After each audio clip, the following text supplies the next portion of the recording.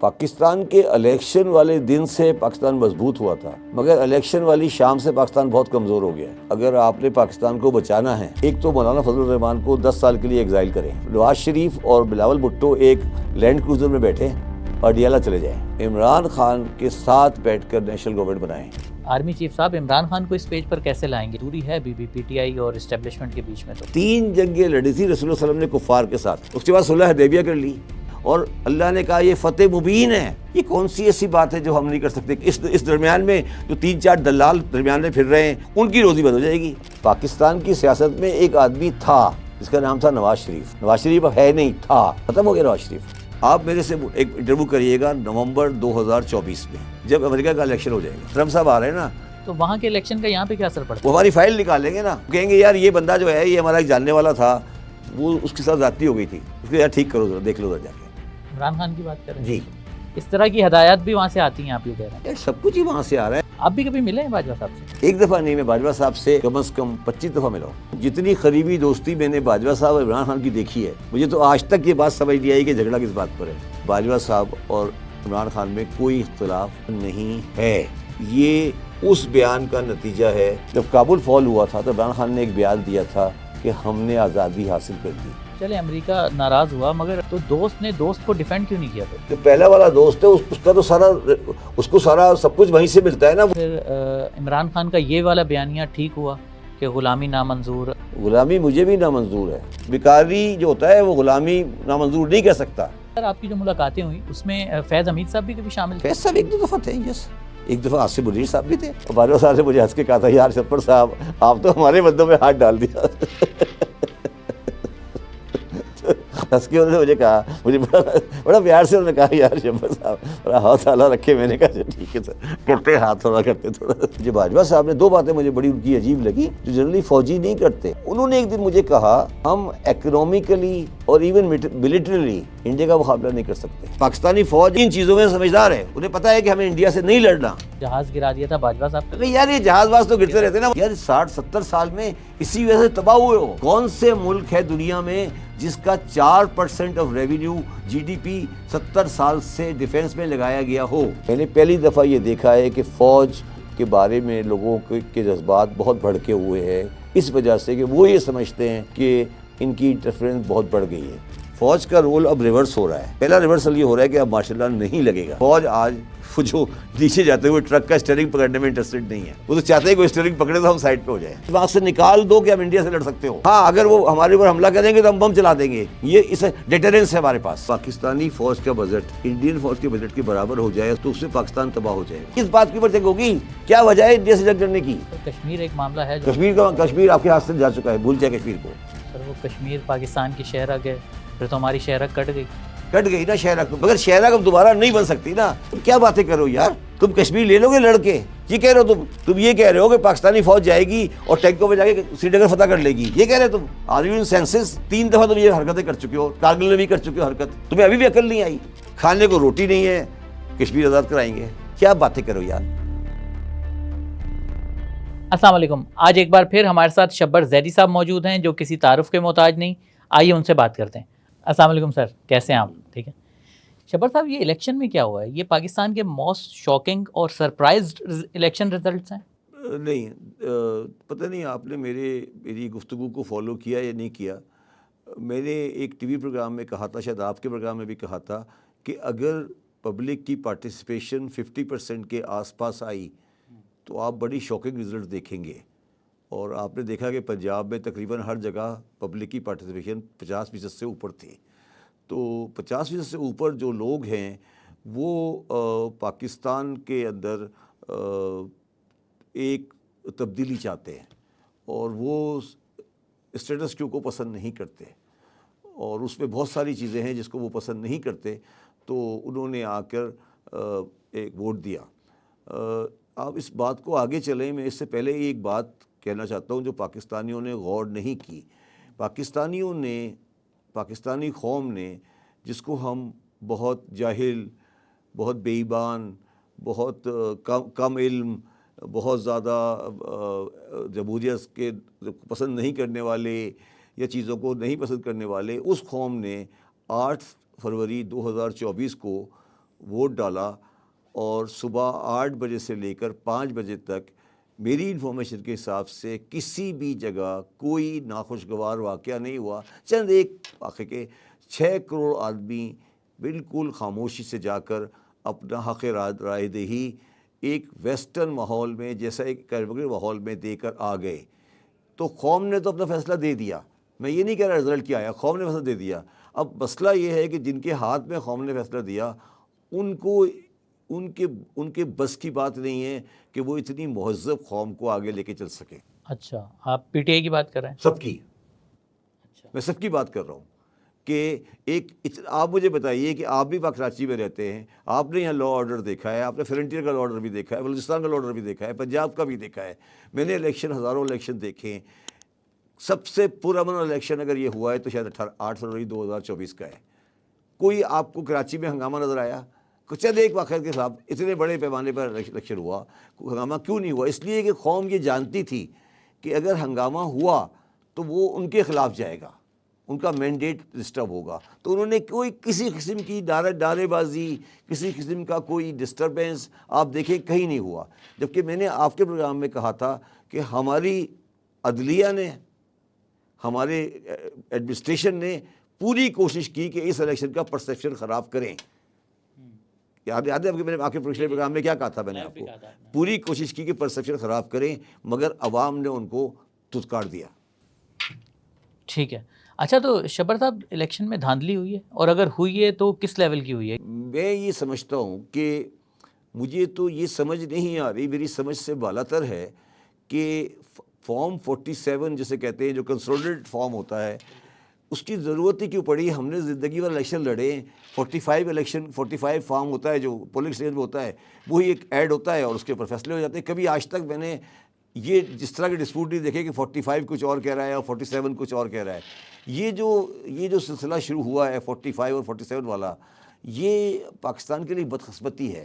اس کا مطلب ہے کہ لوگوں کا ووٹ ڈل گیا, ووٹ ڈلنے کے بعد کیا رزلٹ آ رہا ہے, اس پر مجھے سمجھ یہ نہیں آ رہی کہ آج کے زمانے میں, اس ماڈرن زمانے میں جس میں اسکیننگ بھی ہے, جس میں ہر چیز موجود ہے, 45 کے فارم کی اویلیبلٹی, اس کو ریکنسائل کرنا 47 سے, یہ کون سی ایسی بڑی بات ہے جس کے اوپر ہم نے پوری قوم کو داؤں پہ لگا رکھا ہے؟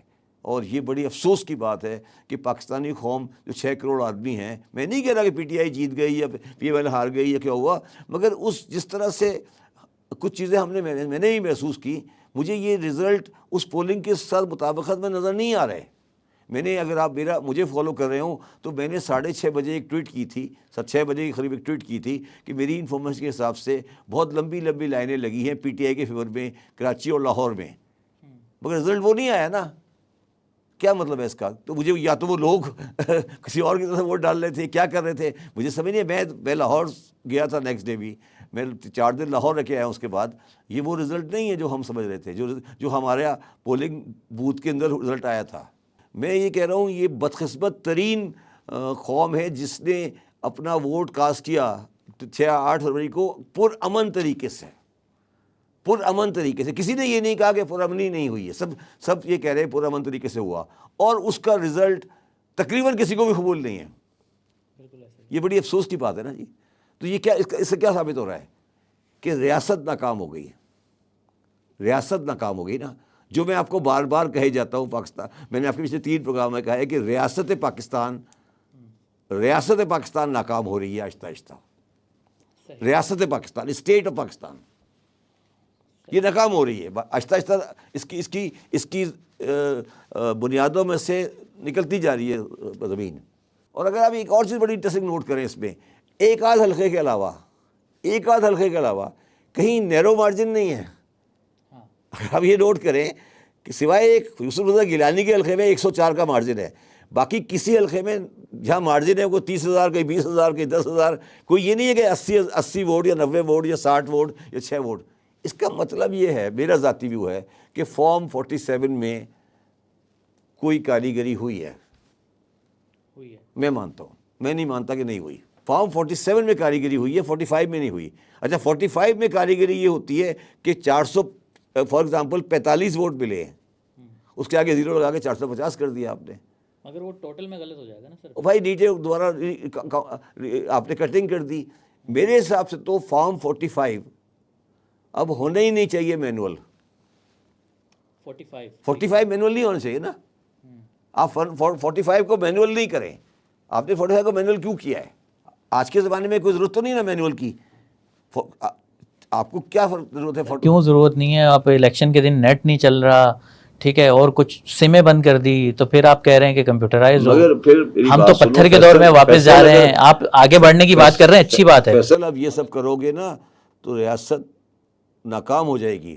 یہ اچھا آپ کو یہ مطلب جو کرنے والے ہیں ان کو یہ سمجھ نہیں آ رہی کہ کر تو لیا آپ نے, کر تو لیا. آپ تو شاید پتہ نہیں کتنے دن کی نوکری کرے گی, رہیں گے. لوگوں نے تو یہاں رہنا ہے نا, اس ملک کے بچوں کو تو یہاں رہنا ہے نا. کیا ہوگا, کیا ہوگا اس کا؟ اگر آپ یہ کہہ رہے ہیں کہ جی ٹھیک ہے انٹرنیٹ بھی بند کر دیا, یہ بھی کر دیا, وہ بھی کر دیا, ٹھیک ہے کر دیا آپ نے, لوگ بھول جائیں گے, کبھی گالیاں دیں گے, اچھا کہیں گے, برا کہیں گے, مگر یہ یاد رکھو کہ 25 کروڑ عوام کہیں نہیں جا رہی, یہی ہے, یہی رہے گی. یہ اس کے لیے آپ کیا سوچ رہے ہو؟ یہ تو بتاؤ نا, کیا سوچ رہے ہو آپ, کیا دیکھ رہے ہو؟ بڑے بڑے آئے, بڑے بڑے چلے گئے اس ملک پہ یار, ایسی کوئی بات نہیں ہے. دنیا میں کبھی کوئی نہیں رہتا, دنیا میں تاریخ انسانیت میں کبھی کوئی نہیں رہتا. یہ اس کی قدرت ہے, وہ کبھی کسی کو نہیں رہ دیتا, آتا ہے چلا جاتا ہے. تو آج آپ کو اچھا لگ رہا ہے, کل آپ کہو گے اچھا نہیں تھا. تو یہ میں کہہ رہا ہوں, یہ انٹرنیٹ بند کر دیا, آپ نے سمبل نہیں دیا, یہ نہیں کیا, وہ نہیں کیا. دیکھیں میں آپ کو ایک بات ابھی آنے سے پہلے سوچ رہا تھا, 2018 میں بیکاز یہ یہی مسئلہ تھا آر او کا اور اس کا, تو پی ٹی آئی جیت کر ہار گئی تھی, اچھا, اور 2024 میں ہار کر جیت گئی ہے. مانتے ہو اس بات کو؟ کہ لوگ کہتے ہیں پی ٹی آئی کو جتایا گیا ہے, ٹھیک ہے, آج پی ٹی آئی ہار گئی ہے ان دیٹ سینس, میجورٹی نہیں لائی مگر وہ ہار کے جیت گئی ہے. میں بڑا کلیئر ہوں, میں اس بات میں بڑا کلیئر ہوں کہ پی ٹی آئی ہار کے جیت گئی ہے, اس پہ مجھے کوئی ڈاؤٹ نہیں ہے. اچھا سر, آپ کی ایک پریڈکشن بھی غلط ہوئی ہے. آپ نے کہا تھا کہ ایم کیو ایم کو آپ نے میرا خیال ہے 10 سیٹیں دلوائی تھی, 10 یا 12. سر وہ 17 لے گئی ہے. ایسا کیا کام کیا؟ آپ ان کی پرفارمنس سے سیٹسفائی ہیں؟ کیا کارنامہ انہوں نے انجام دیا جو ماشاءاللہ سے 17 سیٹیں لے گئے وہ؟ دیکھیں ابھی جو جہاں پر ایم کیو ایم جیتی ہے 7-8 کے علاوہ, ابھی ان کے 45 اور 47 کے فارم ملانے باقی ہیں. نہیں نا, وہ نوٹیفیکیشن تو جاری ہو چکا. نوٹیفیکیشن کیا ہوتا ہے؟ اچھا نہیں, میرا اپنا خیال ہے کہ میری پروجیکشن غلط نہیں تھی. نہیں, آپ نے 10 کہا تھا سر, 17 لے گئے وہ. 10 کہا تھا تو 17 تو اب میں کیا کہہ سکتا ہوں, آپ کے ریکارڈ میں ہے نا. اچھا, آپ کے ریکارڈ میں ہے نا, میرے ریکارڈ میں 17 نہیں ہے. ہو سکتا ہوں میں کسی کی بغیر, میرے ریکارڈ مجھے تو 7-8 سے زیادہ نہیں لگتی, 8-10. تو ابھی آپ کو لگتا ہے کہ یہ رزلٹ ریوائز ہوں گے اور پھر کم ہو جائیں گے؟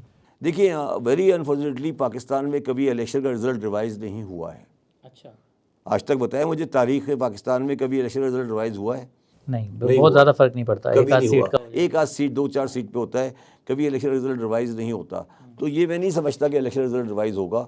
تو ٹھیک ہے, جو مگر یہ ایم کیو ایم کی 10 سے 17 ہو گئیں, اس سے کوئی پاکستان کا مستقبل میں فرق نہیں پڑے گا, نہ کراچی کے مستقبل میں کوئی خاص فرق پڑے گا.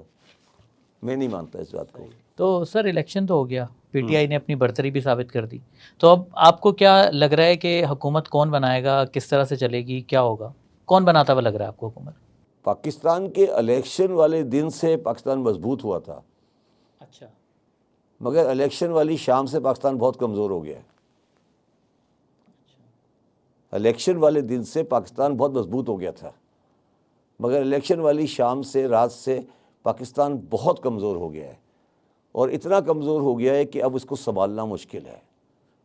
اتنا کمزور ہے پاکستان کہ اس کو سنبھالنا مشکل ہے, کہ اب جو بھی آئے گا وہ اس کے سر پہ کانٹوں کا تاج ہے یہ. اور اگر آپ کو یاد ہو, اگر آپ مجھے فالو کرتے ہوں, تو جب عمران خان کی گورنمنٹ گری تھی تو میں نے کامران خان صاحب کے پروگرام میں کہا تھا کہ جو بھی آدمی 2024 کا الیکشن جیت کر آئے گا وہ پاکستان کا بدقسمت ترین انسان ہوگا.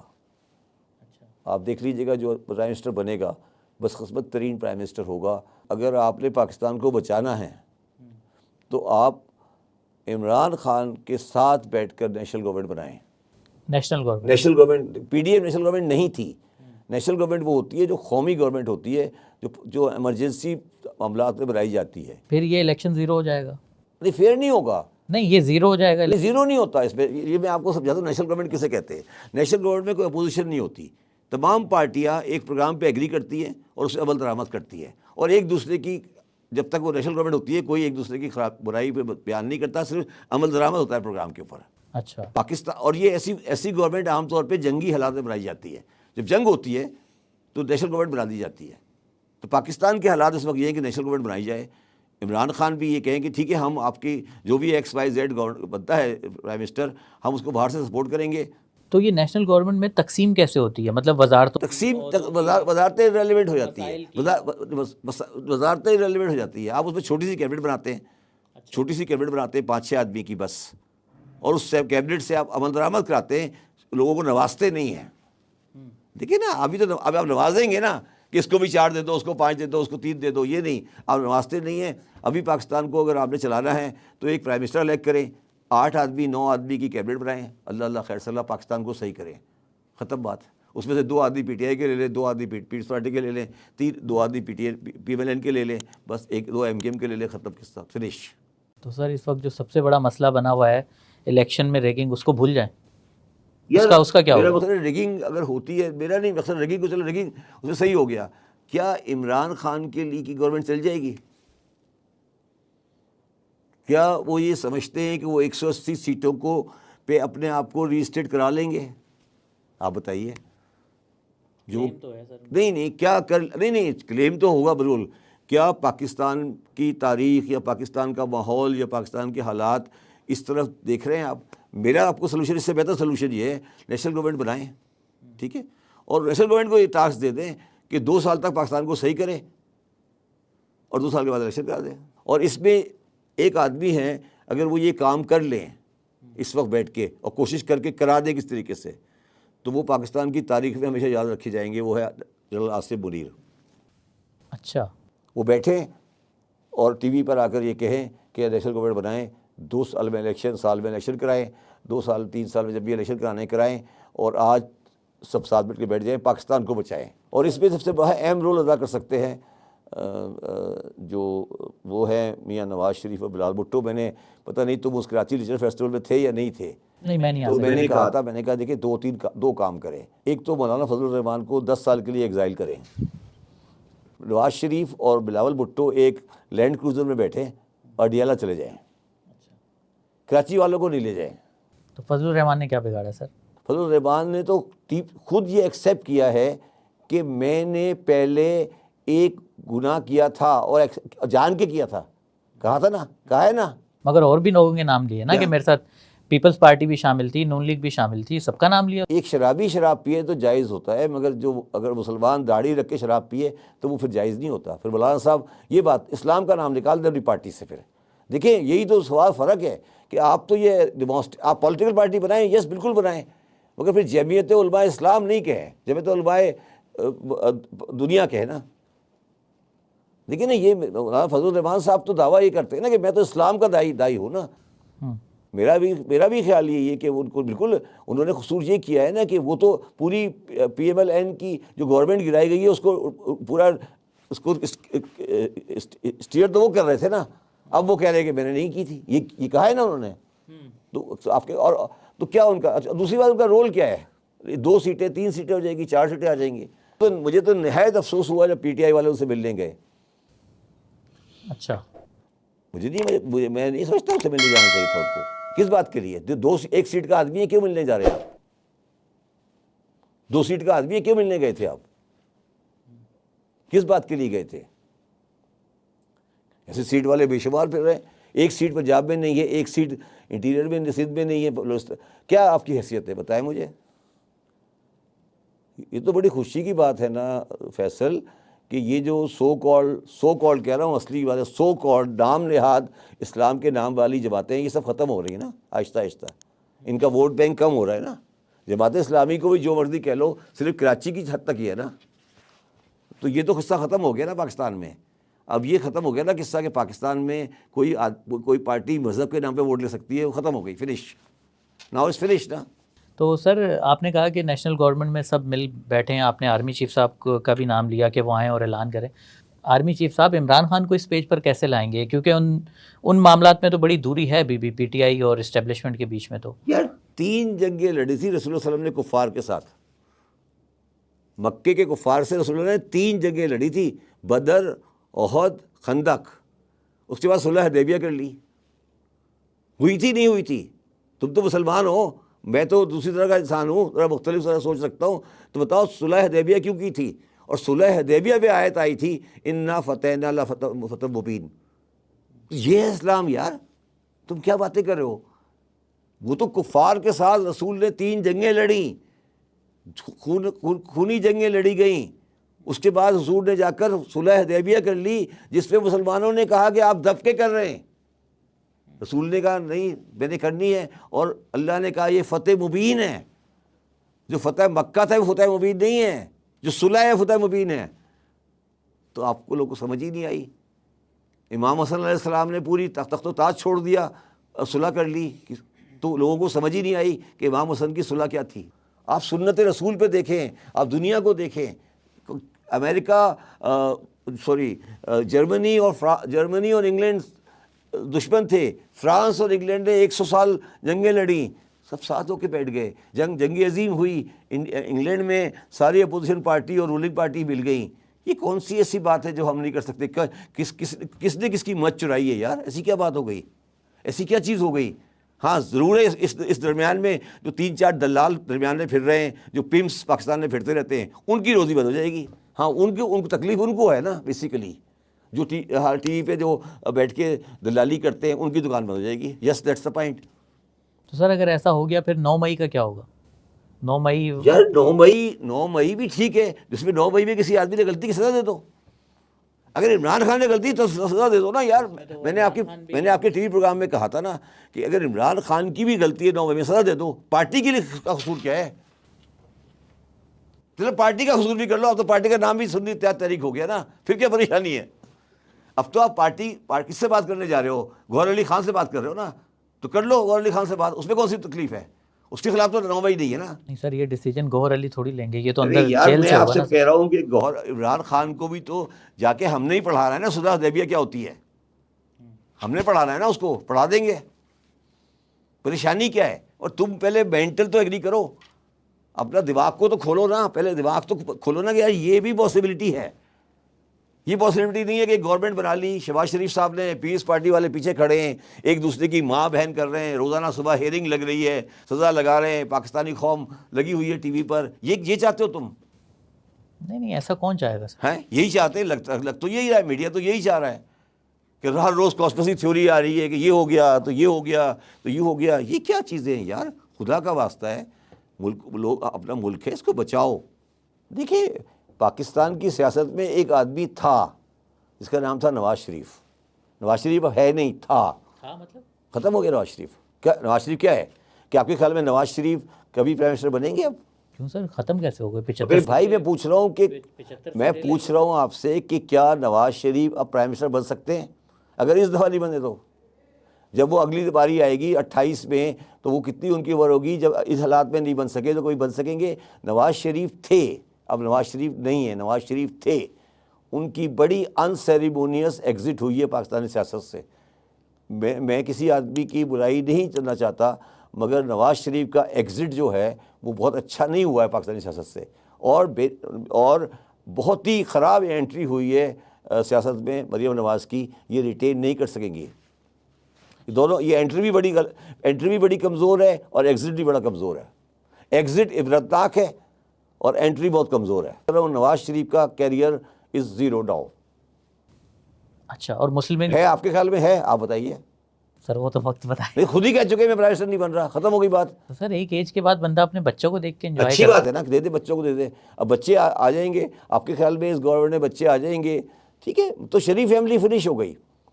اور بلاول بھٹو صاحب کو بھی بہت بڑی بڑی دیواریں پھیلانی پڑے گی اس بات کے لیے کہ پنجاب کی میلوڈی لے کر آئیں جو ان کو نہیں ملنے والی.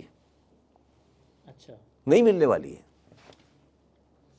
بلاول کو یہ فیصلہ کرنا ہے کہ وہ پنجاب کی پاپولر سپورٹ سے پرائم منسٹر بنیں گے یا زرداری صاحب کی مینجمنٹ سے بنیں گے. اب مینجمنٹ سے نہیں بن سکتے وہ.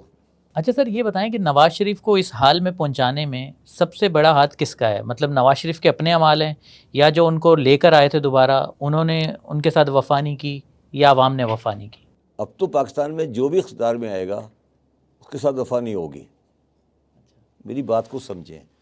پاکستان کی معیشت ایک ایسی گاڑی ہے جو پہاڑی سے اتر رہی ہے, نیچے کی طرف جا رہی ہے. روڈ پہ آنے کے لیے نہیں, اوپر سے پہاڑ سے نیچے کی طرف جا رہی ہے, کھائی کی طرف جا رہی ہے. کھائی کی طرف. اچھا. اسٹیئرنگ پہ جو بندہ بیٹھا ہے وہ یہ سمجھ رہا ہے میں سے چلا رہا ہوں, وہ چل نہیں رہی ہے. وہ تو اس کو تو آپ جو بھی کریں وہ نیچے کھائی کی طرف جا رہی ہے. ٹھیک ہے. اب جو بھی اس کھائی کا جاتے ہوئے ڈرائیور ہوگا وہ جو مرضی بھی اس اسٹیئرنگ کو آگے پیچھے کر لے وہ بدنام ہی ہوگا. تو جو کچھ پی ڈی ایم نے گورنمنٹ بنائی وہ تو کھائی میں گرنا ہی گرنا تھا. نواز شریف صاحب پاور میں آئے, پی ون اینڈ پاور میں آئی, آئی ایم ایف پروگرام کے اندر چلی گئی, سب کچھ چلا گیا اور سب کچھ ہو گیا. تو انہوں نے ٹرک کا اسٹیئرنگ سنبھال لیا یہ سمجھتے ہوئے کہ ٹرک چلا رہے ہیں. تو بنیادی وجہ یہ ہے. دوسری وجہ جو میں سمجھتا ہوں وہ میں کسی کے بارے میں زیادہ بات نہیں کرنا چاہتا, مگر مجھے نواز شریف اور ان کی بیٹی کے لہجے میں تکبر نظر آتا ہے. ابھی بھی نہیں, تکبر ہے. اور تکبر وہ چیز ہے جو اللہ تعالیٰ کو پسند نہیں ہے. اس کو ہر چیز پسند ہے سوائے تکبر کے. سوائے تکبر کے وہ ہر چیز برداشت کر لیتا ہے. مجھے نواز شریف کی بیٹی کے الفاظ میں اپنے باپ کے لیے تکبر ہے. نواز شریف آئے گا تو یہ کرے گا, نواز شریف آئے گا تو یہ کرے گا. یہ ایسی چیزیں, ایسی باتیں اس کو پسند نہیں ہوتی. یہ باتیں اچھی نہیں ہیں. تو ٹھیک ہے, اس کا ہمارا تو مسلک کچھ اور ہے, مطلب ہم تو کسی اور طریقے سے دنیا کو سمجھتے ہیں, مگر یہ چیزیں اچھی نہیں ہیں. تیسری بات نواز شریف کی یہ ہے کہ نواز شریف کوئی پہلی دفعہ تو نہیں آئے نا بھائی, یہ تو 30 سال پاکستان میں حکومت کر کے گئے نا. اس 30 سال میں کون سا پاکستان میں سونے کے کون سا ایسا چیز آ گئی جس کی وجہ سے پاکستان میں دودھ کی نہریں بہ رہی تھی, تو پبلک کیوں ان کو ایکسیپٹ کرتی؟ اسٹیبلشمنٹ کا بھی اس میں ہے کیونکہ نہیں, میں نہیں مانتا اسٹیبلشمنٹ کا ہاتھ ہے. ہو سکتا ہے اسٹیبلشمنٹ گرتا ہوا دیکھ رہی ہو تو انہیں ہاتھ نہیں پکڑایا ہو, انہوں نے کہا گر رہا ہے تو گرنے دو. اسٹیبلشمنٹ نے یہ لگتا ہے یہ کیا ہے کہ یار گرایا نہیں ہے, دھکا میں نے نہیں دیا. ہاتھ پکڑانے کا نہیں, دھکا میں نے نہیں دیا. ہاتھ پکڑانے کا آسرا تو دیا تھا میرا خیال ہے. نہیں, آپ میری بات نہیں سمجھے. ایک آدمی گر رہا ہے, میں پیچھے کھڑا ہوں, میں یہ بھی کہہ سکتا ہوں ہاتھ پکڑ لوں, اور میں کہہ رہا ہوں گر رہا ہے تو گرنے دو. اچھا سر, آنے والے کچھ دنوں میں ہمیں کافی جو ہے ہمارے فائنینشیل معاملات کی بھی ڈیلنگ کرنی ہے. آئی ایم ایف کا معاملہ ہے, ٹھیک ہے, دوسرے اور کافی معاملات ہم نے دیکھنے ہیں. تو سر آئی ایم ایف کے بارے میں کچھ بتائیں کہ کیا آئی ایم ایف جب اس طرح کی غیر یقینی کی صورتحال ہو تو کیا وہ کسی ملک سے ڈیل کر لیتا ہے؟ اس کے کیا تحفظات ہوں گے, کیونکہ ان کی شرائط تو ہم مانتے آ رہے ہیں. پاکستان, جس طرح میں نے پہلے بھی کہا تھا, 2021 میں بھی کہا تھا کہ پاکستان بنیادی طور پر ایک دیوالیہ ملک ہے.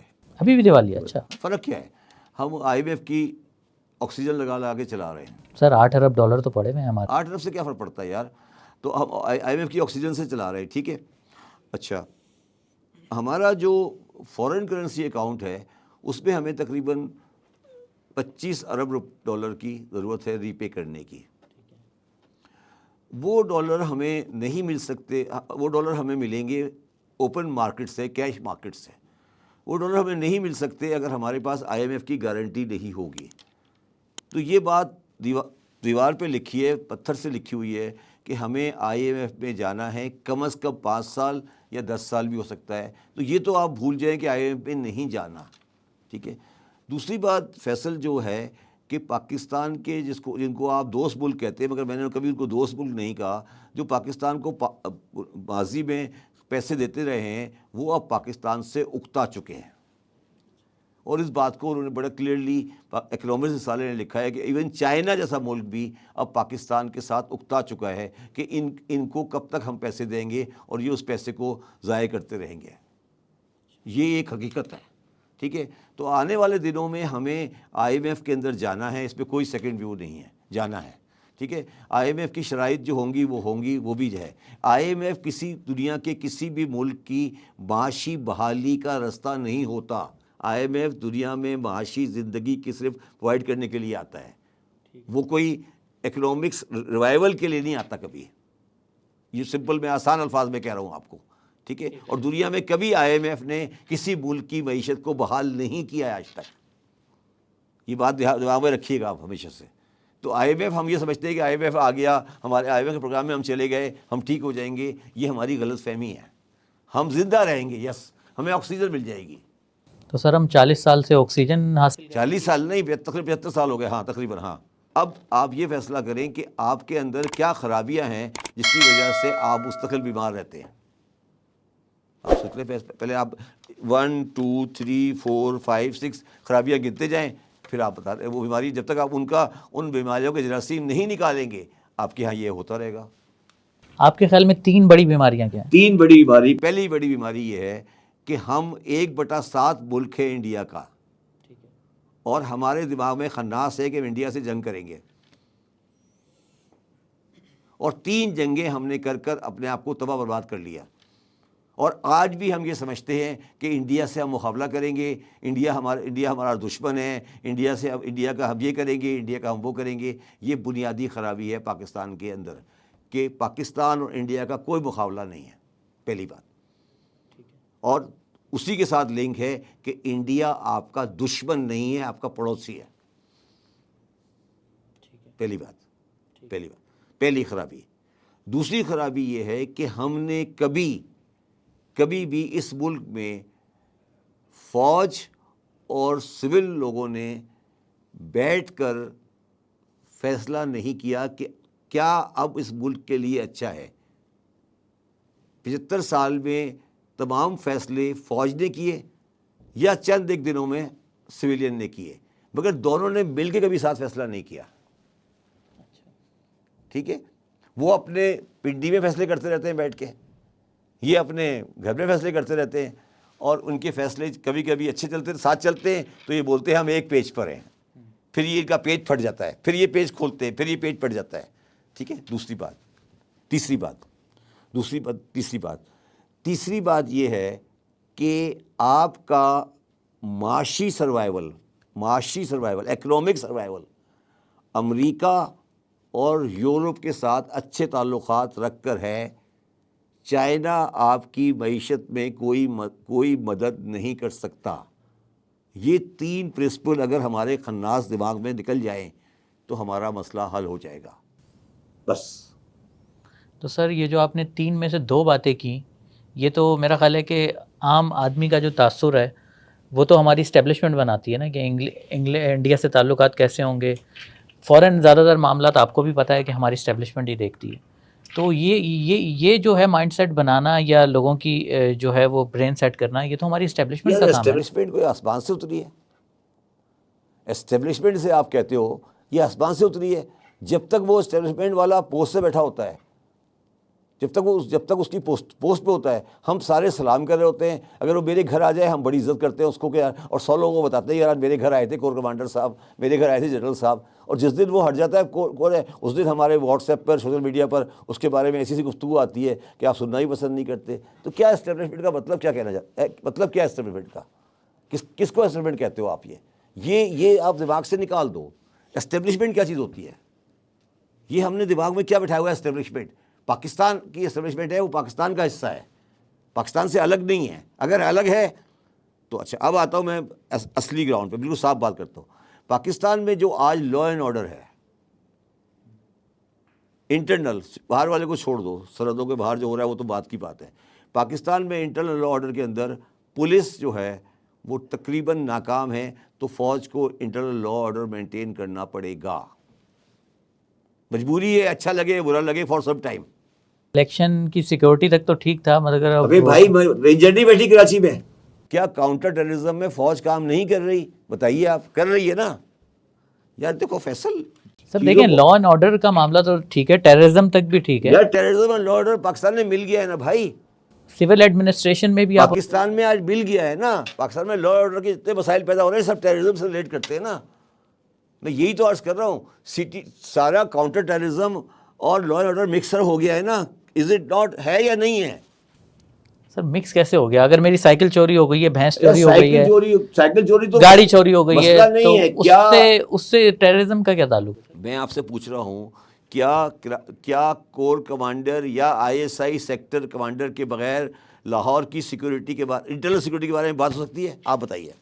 نہیں, سیکورٹی تو ہمارا سیکورٹی ادارہ ہے, اس کو دیکھیں. ریئلٹی بتاؤ نا. اگر ان سے بات کرتے ہیں تو پریشانی کیا ہے؟ وہ کوئی اسرائیل سے آئے ہیں؟ اگر PSL میں ان سے مدد لیتے تو کوئی اسرائیل سے تو نہیں آئے نا. تو پھر سر ایک سیدھی سیدھا ایک آرڈیننس کریں یار. میں آپ سے ہماری جتنی بیوروکریسی ہے وہ میں آپ سے یہ پوچھ رہا ہوں کہ PSL میں سپورٹ لے رہے ہو, الیکشن میں سپورٹ لے رہے ہو, رینجر کو بٹھایا ہوا ہے, کاؤنٹر ٹیررزم میں سپورٹ لے رہے ہو, تو اس میں کون سی تکلیف ہے؟ اگر وہ کوئی اسرائیل کی آرمی تو نہیں ہے نا, پریشانی کیا ہے تمہیں؟ تو اس میں کہنے کی کوشش کر رہا ہوں کہ پاکستان میں جو پولیس کے حالات ہیں, ملٹری اسٹیبلشمنٹ کے لوگ لوکل لا اینڈ آرڈر کے اندر بیٹھیں گے فار سم ٹائم, غلط, اچھا یا برا, آپ کو اچھا لگے یا برا لگے, تھانے میں رپورٹ ہوگی, مگر جب بھی بڑا مسئلہ آئے گا تو اس میں بڑے لوگ شامل ہوں گے. اس میں آپ کو برا نہیں لگنا چاہیے یہ بات. یہ آپ کو بری لگ رہی ہے کیا آپ سمجھتے ہو کاؤنٹر ٹیررزم سندھ کی سنبھال لے گئے IG صاحب؟ سر تو آپ کو لگتا ہے پھر سارے مسئلے حل ہو جائیں گے؟ ابھی الیکشن تو صحیح ہوا یار, میں یہ الیکشن کے معاملات بھی تو کسی حد تک ہماری اسٹیبلشمنٹ دیکھ رہی تھی نا سر. تو میری بات نہیں سمجھ رہے. میں صرف یہ کہنے کی کوشش کر رہا ہوں کہ آرمی پاکستان کے 5 سے 10 سال تک انٹرنل لا آرڈر میں انوالو رہے گی جو آج کے حالات ہیں. پاکستان کے سیاستدانوں کا جو آپس میں کتوں کی طرح بیر ہے, اور جس طرح یہ آپس میں کتوں کی طرح لڑتے ہیں, پہلے نواز شریف اور بینظیر لڑتے تھے, پھر یہ زرداری صاحب نواز شریف لڑتے تھے, پھر عمران خان اور نواز شریف لڑتے تھے. اس حالات میں دیکھتے ہوئے جو باہر والا آئے گا, جو انڈیپینڈنٹ آئے گا, کس سے بات کرے گا؟ کس سے بات کرے گا مجھے بتائیے آج آپ کو. اس لیے میں کہتا ہوں نیشنل گورنمنٹ لاؤ, کتوں کی طرح نہیں لڑو. پہلے سارے اکٹھے تو ہو, پہلے کسی سے بات کرنے کے لیے بندہ تو ہو نا. اگر آج امریکنز کو پاکستان کی ضرورت پڑے, کس سے بات کرنے جائیں گے؟ کاکڑ صاحب سے بات کریں گے. اور جو گورنمنٹ اب آنے والی ہے اتنی ویک کمزور گورنمنٹ, کس سے بات کریں گے جا کر؟ تو پہلے ایک اسٹیبل گورنمنٹ تو کھڑی کرو, اس کو کریڈیبلٹی تو دو, جبھی تو بات آگے بڑھے گی نا. پھر آپ کہتے ہیں اسٹیبلشمنٹ آ جاتی ہے. اسٹیبلشمنٹ تو مجبوری میں کھڑی ہوئی ہے نا, اس کی تو ضرورت بن گئی ہے, وہ مجبوری میں بن گئی ہے. مگر انہوں نے جب اندر وہ آئے ہیں تو اندر آنے کے بعد وہ جو ان کا رول ہے وہ بہت زیادہ کمینڈیبل نہیں ہے, اچھا رول نہیں ہے. اچھا سر, اس سے پہلے ہم IMF کی بات کر رہے تھے, ذرا IMF کے بارے میں بتائیں نا. کیا وہ اس طرح کی کسی ملک میں سچویشن ہو تو وہ کیا ڈیل کر لیتا ہے, یا کس طرح سے ہوتی ہے, اور پاکستان کو کیا کیا کرنا ہے آگے IMF؟ دیکھیے, IMF والے, آپ IMF کو 2 چیزوں میں سمجھیں. IMF نے آپ کو جو پیسے آپ سے لینے ہیں واپس اس وقت, انہوں نے پرانے لون لینے ہیں, وہ تقریباً 7.5 ارب ہے جو ان کا ہمیں دینا ہے. ٹھیک ہے, تو پہلی بات تو یہ ہے کہ وہ ہمارے پاس اس لیے آ رہے ہیں کہ وہ چاہتے ہیں کہ دکان چلے تو ہم 2 پیسے مل جائیں ہمیں, پرانے والے. ہاں, پرانے والے. تو یہ تو پہلی بات ہے کہ IMF چاہتی ہے کہ یہ دکان چلتی رہے, تھوڑی سی سیل ہو تو مجھے پیسے مل جائے, اس لیے IMF ہوگا. اچھا, اب ہمارا مسئلہ یہ ہے کہ ہمیں فارن کرنسی چاہیے انٹرنیشنل مارکیٹ کے ساتھ. انٹرنیشنل مارکیٹ اس وقت دیتی ہے جب ہماری کریڈٹ ریٹنگ IMF کرے گا کہ ہاں جی اس کمپنی اس کی کریڈٹ ریٹنگ ٹھیک ہے, تو ہمارا لون جو ہے ہمیں مل جائے گا. آج ہماری جو کریڈٹ ریٹنگ ہے وہ جنگ بانڈ سے تھوڑی سی اوپر ہے, تو جب یہ تو ہمیں IMF کی ریٹنگ بازار سے نہیں ملے گا. تو IMF میں سے ہمیں پیسے لینے پڑیں گے تقریباً 6 سے 7 بلین ڈالر, جو ہمیں 5 سال میں آئیں گے. اس پہ 5 سے 6 بلین ڈالر ریلیونٹ نہیں ہے, بلکہ یہ ریلیونٹ ہے کہ IMF کا پروگرام میں ہم چلے جائیں گے, تو اس سے ہماری ریٹنگ امپروو ہو جائے گی. جب ریٹنگ امپروو ہو جائے گی تو ہم بازار سے بورو کر لیں گے. بازار کا مطلب ہے جو لنڈن مارکیٹ ہے, انٹرنیشنل مارکیٹ ہے, وہاں سے ہم بورو کریں گے. تو ہم اگلے سال میں تقریباً 25 بلین ڈالر بورو کریں گے ہم تقریباً پاکستان کے اگلے سال میں, جو کہ بڑی اماؤنٹ ہے. تو یہ پاکستان کے لیے قرضہ آگے آنا ہے. تو یہ ہے IMF کی پوزیشن. تو اگر کوئی آدمی یہ سمجھتا ہے کہ IMF میں نہیں جانا یا IMF غلط ہے یا صحیح ہے, اب یہ سوال ارریلیونٹ ہو گیا ہے. تو اس لیے اب یہ چیز اس سوال کو بند کر دیں. اور اس سچویشن میں ڈیل کر لے گا IMF ہمارے ساتھ؟ نہیں اچھا آپ میں نے پہلے سوال دیا نا کہ آئی ایم ایف ڈیل تو پہلی بار اس لیے کرنا چاہتا ہے کہ ان کے پیسے پھنسے ہوئے ہیں، اور دوسری بات میں نے آپ کو شاید پچھلے پروگرام میں کہی تھی کہ پاکستان ایک نیوکلیئر کنٹری ہے، ٹھیک ہے، تو امریکہ اور اس کے الائز ایون چائنا یہ نہیں چاہیں گے کہ دنیا میں نیوکلیئر کنٹری ڈیفالٹ میں جائے، اور شاید وہ جغرافیکل اس کی لوکیشن اور سب چیز کو دیکھتے ہوئے اس کو ڈیفالٹ میں دیکھنا پسند نہیں کرتے، وہ اسے لوڑا لنگڑا چلاتے رہیں گے، وہ ڈیفالٹ میں نہیں جانے دیں گے اس کو۔ تو اس لیے آئی ایم ایف، دیکھیں ایک بات یاد رکھیں کہ آئی ایم ایف اور امریکہ میں کوئی فرق نہیں ہے، وہ امریکہ کا ہی ایک پارٹ ہے، تو امریکنز نہیں چاہتے کہ آئی ایم ایف سے ہم الگ ہوں۔ تیسری بات آپ نے بات کی تھی نا کیا ہوگا آگے، تو میں آپ سے کہہ رہا ہوں آج مارچ ہے نا، اس وقت فروری ہے، آپ میرے سے ایک انٹرویو کریے گا نومبر 2024 میں جب امریکہ کا الیکشن ہو جائے گا، اس وقت میں آپ کو بتاؤں گا کہ پاکستان میں کیا ہوگا۔ آج جو کچھ میں بات کہوں گا نا یہ سمجھ لیں امیچور ہے، جب وہاں الیکشن ہو جائے گا پھر وہ ہماری فائل نکالیں گے، تو وہاں کے الیکشن کا یہاں پہ کیا اثر پڑتا ہے؟ وہ ہماری فائل نکالیں گے نا، وہ کہیں گے یار یہ بندہ جو ہے یہ ہمارا ایک جاننے والا تھا، وہ اس کے ساتھ زیادتی ہو گئی تھی، اس کو یار ٹھیک کرو ذرا، دیکھ لو ذرا جا کے۔ عمران خان کی بات کر رہے ہیں جی نہیں، میں کہہ رہا ہوں پاسبلٹی ہے اس بات کی پاسبلٹی ہے کہ 2024 میں فائل نکلے، یار اچھا یہ والا بندہ تھا، اچھا ٹھیک ہے سر بائیڈن صاحب نے تو فون تک نہیں کیا نہ عمران۔ بائیڈن صاحب کی تو بات کر رہا ہوں میں، بائیڈن صاحب تو الیکشن ہارنے جا رہے ہیں نا، اچھا ٹرمپ صاحب آ رہے ہیں، آپ ٹرمپ صاحب آ رہے ہیں نا، تو وہ کہیں گے یار فائل نکالو، شاید دیکھ لو، یہ نہیں کہہ رہے اس کو لانا نہیں ہے، چیک کرا لو یار کہ اس کی کیا حیثیت ہے، پھر الیکشن کراؤ، دیکھتے ہیں کیا ہوتا ہے۔ اس طرح کی ہدایات بھی وہاں سے آتی ہیں، آپ یہ کہہ رہے ہیں؟ یار سب کچھ ہی وہاں سے آ رہا ہے، پیسے بھی وہاں سے آ رہے ہیں، تو کیا ہے کیا تمہارے پاس یار؟ اور یہ نئی بات نہیں ہے، پلیز ٹرائی ٹو انڈرسٹینڈ، یہ پرانی کہانی ہے، نئی کوئی کہانی نہیں ہے اس میں، یہ ہمیشہ سے آتی رہی ہے۔ ایوب خان بھی وہیں سے آئے تھے، اسکندر مرزا صاحب بھی وہیں سے آئے تھے، محمد علی بوگرا صاحب بھی وہیں سے آئے تھے، غلام احمد صاحب بھی وہیں سے آئے تھے۔ یہ کوئی یہ ریاست بنی ہی کسی طریقے سے ہے، تو اس کو آپ چھوڑ دیں گے کون کہاں سے آ رہا ہے کون کہاں سے جا رہا ہے۔ اچھا سر، آپ چیئرمین FBR بھی رہے ہیں، آپ نے بیوروکریسی کو بڑے قریب سے دیکھا ہے سر، یہ بھی کمشنر راولپنڈی لیاقت علی چٹھا کا معاملہ ہوا ہے، اچانک سے ان کا ضمیر جاگ گیا، تو سر یہ کیا معاملہ ہے؟ کیا واقعی ان کا ضمیر جاگا ہے یا معاملہ کچھ اور ہے؟ یار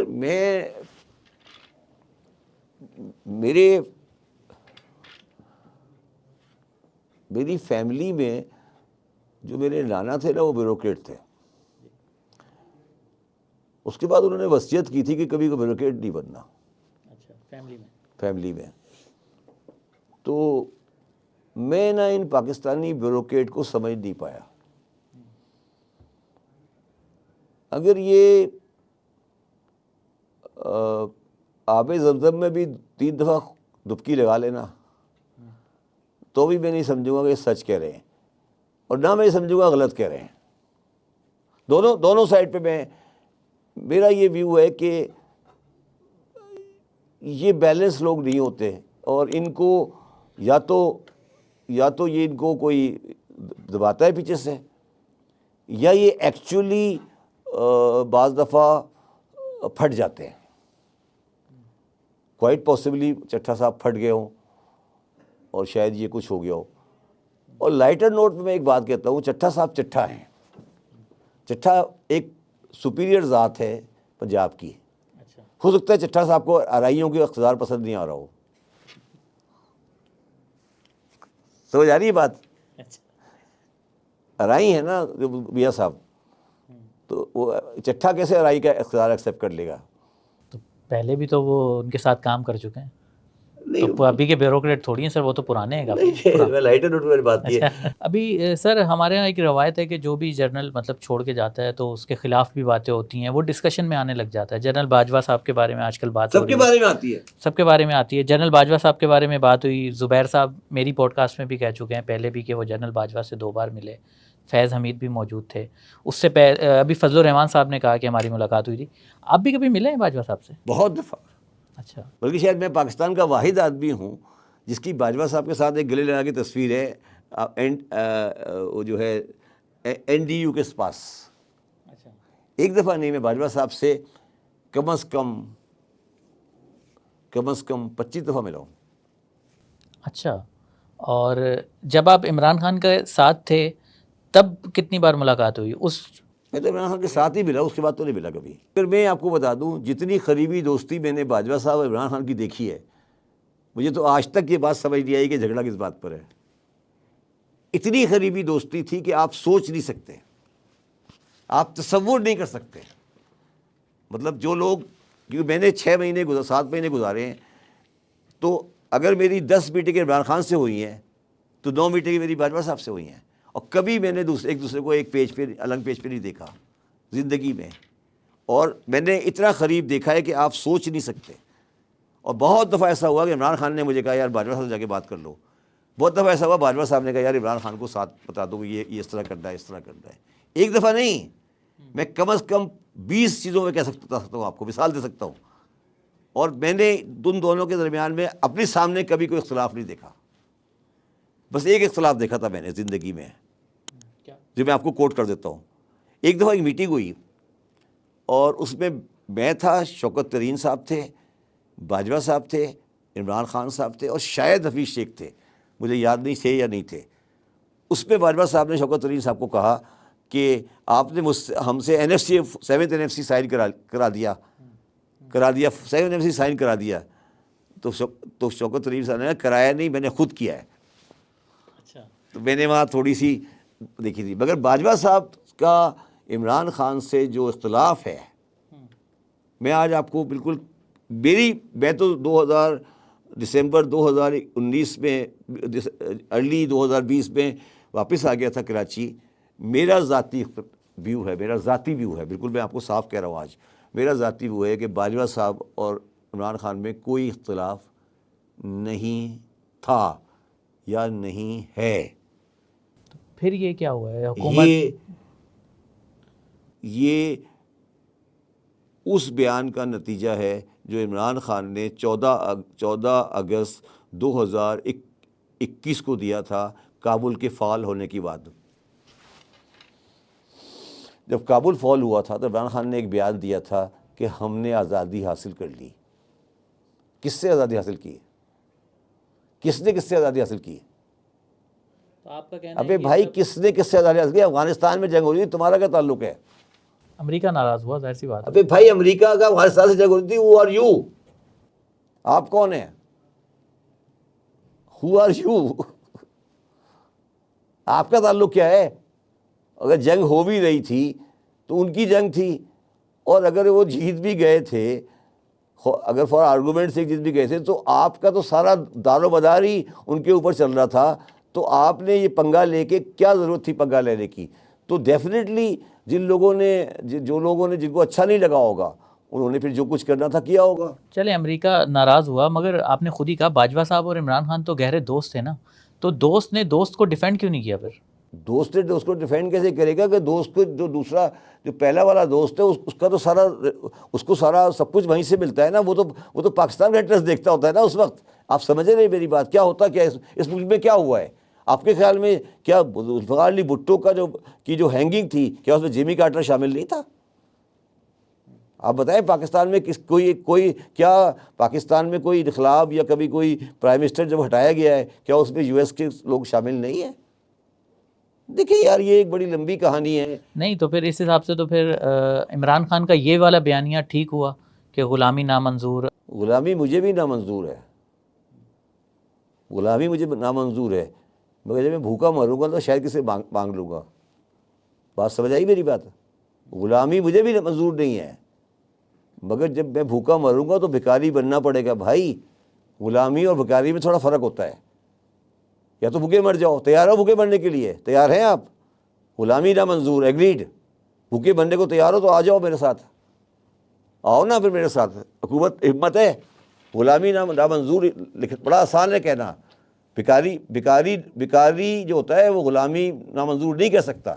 یا تو بھکاری سے ختم کر دو اپنے آپ کو.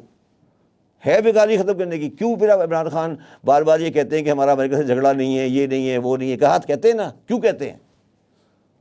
اس لیے برائی نہیں کر رہا، صحیح کر رہے ہیں وہ. کیا ضرورت ہے ہمیں امریکہ سے مگر غلطی تو ہماری تھی نا. ہم نے پنگا لیا تھا نا اوریجنلی. پنگا کس نے لیا تھا مجھے بتائیے؟ کس نے کہا تھا جا کر کے افغانستان میں پنگا لو اور جا کر چائے بھی پیو اور جا کے بیان بھی دو، پھر یوکرین بھی چلے جاؤ، رشیا بھی چلے جاؤ؟ یہ کیا باتیں تھیں، کیا باتیں تھیں؟ ٹھیک ہے، انہوں نے جو کرنا تھا کر لیا، ختم ہو گئی کہانی۔ اب دوست کا دوست اور دوست کا دوست والی بات نہیں ہے۔ ایک طرف پاکستان کی ریاست ہے اور ایک پاکستان کا انڈیویجول ہے۔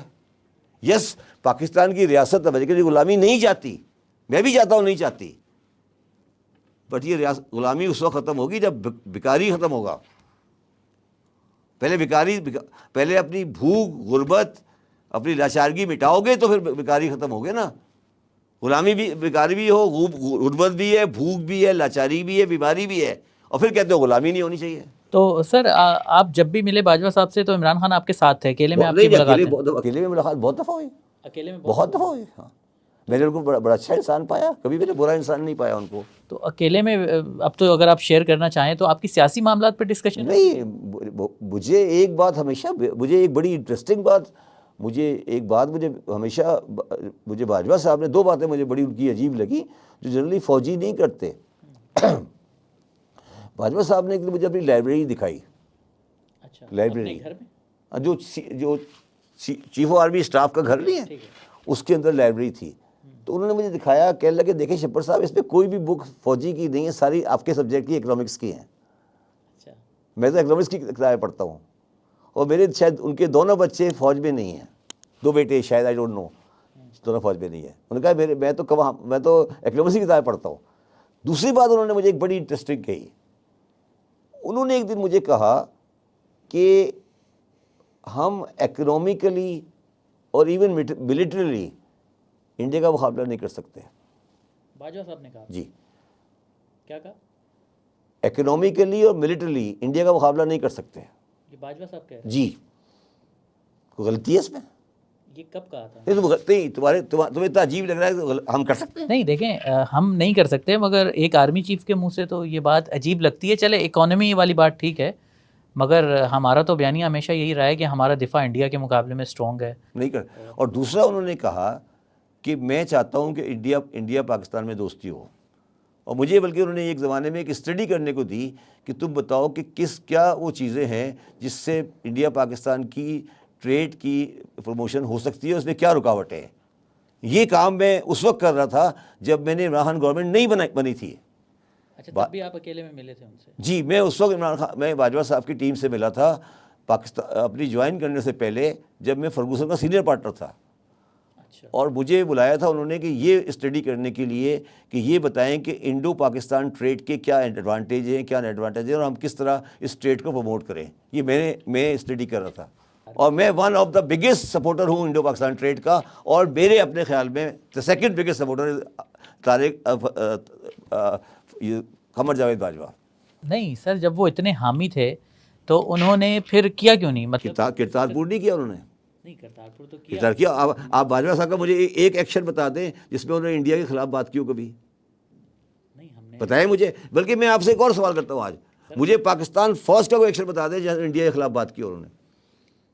یار یہ بات تم لوگ ایک دماغ سے نکال دو، تم لوگ ایک بات دماغ سے نکال دو کہ پاکستانی فوج کوئی ایسی چیزیں ہیں جو بالکل عام سمجھ سے بالا تر ہے۔ پاکستانی فوج ایک بڑی ان چیزوں میں سمجھدار ہے، انہیں پتہ ہے کہ ہمیں انڈیا سے نہیں لڑنا۔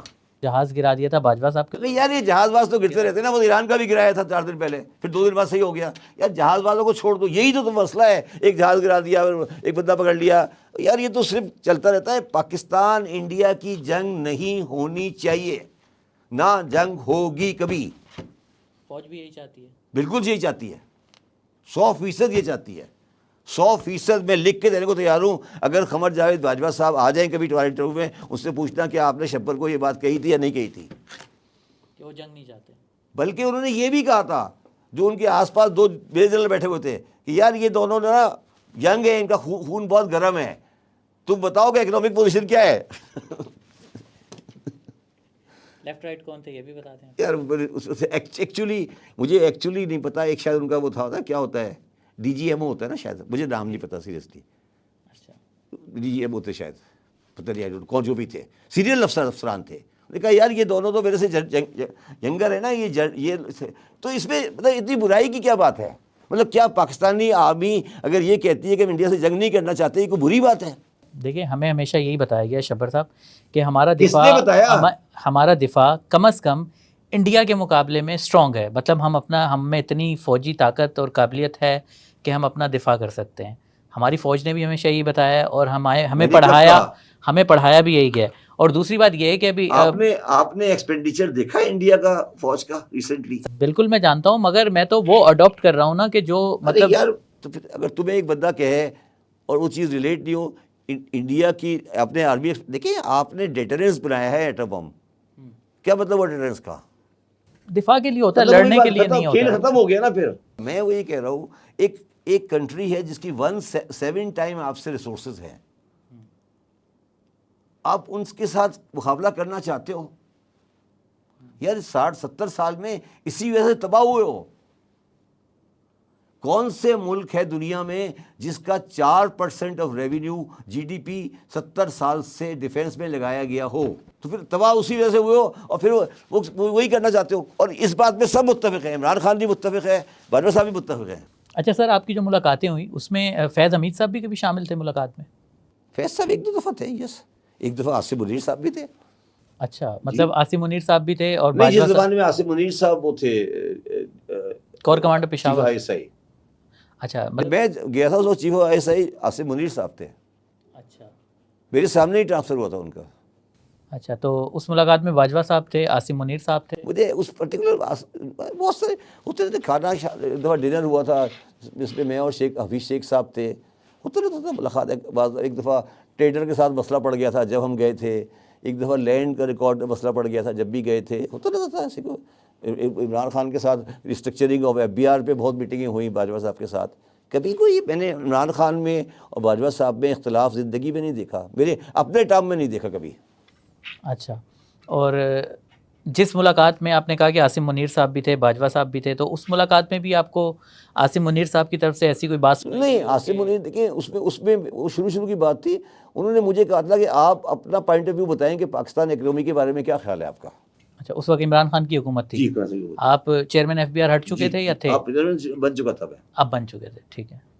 اور میں نے بتایا کہ سر یہ ہے، یہ ایشوز ہیں، یہ چیزیں ہیں، اور سب نے بیٹھ کے سنا. اچھا، تو ایسی کوئی ناراضگی وغیرہ آپ کو نظر نہیں آئی؟ ناراضگی کس بات کی یار؟ یہ تو پتہ نہیں، مجھے تو آج تک سمجھ ہی نہیں آئی ناراضگیاں کس بات کی ہیں. مجھے تو سمجھ ہی نہیں آتی، آج تک سمجھ نہیں آتی کہ ناراضگیاں کس بات کی ہیں. میں نے اپنے جس ٹائم تک میں وہاں پہ رہا ہوں میں نے کوئی ناراضگی نہیں دیکھی. ٹھیک ہے. تو آپ کی کبھی کسی ISI چیف سے بھی ملاقات ہوئی اکیلے میں؟ ہاں، میری عاصم منیر صاحب سے بھی ملاقات ہوئی، میری فیض صاحب سے بھی ملاقات ہوئی. اچھا، تو مختلف ایشوز کے اوپر ہوتے رہتے تھے. اچھا، کبھی کوئی ایک زمانے میں فضل الرحمان صاحب میرے زمانے میں دھرنا دے رہے تھے. اس سلسلے میں ملے تھے، بھائی لا آرڈر کا کیا مسئلہ پڑے گا، اس سلسلے میں ملے تھے. کون ملا تھا اس وقت آپ سے؟ آپ کی دھرنے کے ٹائم میں آئی تھنک شاید فیض صاحب آگے تھے، ٹھیک ہے، اور DGC صاحب تھے. اور کون سے والے دھرنے کی بات کر رہے ہیں جو فضل الرحمان نے الیکشن کمیشن کے؟ ٹھیک ہے.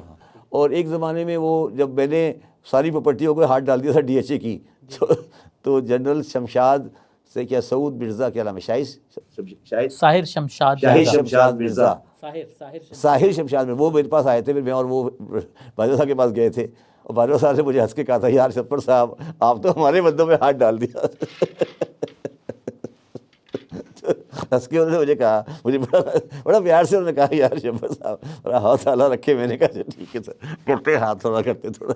کہنے لگے اسلام آباد میں ایک ایسی ہوا ہے جو آپ کے دماغ پہ زنگ لگا دیتی ہے.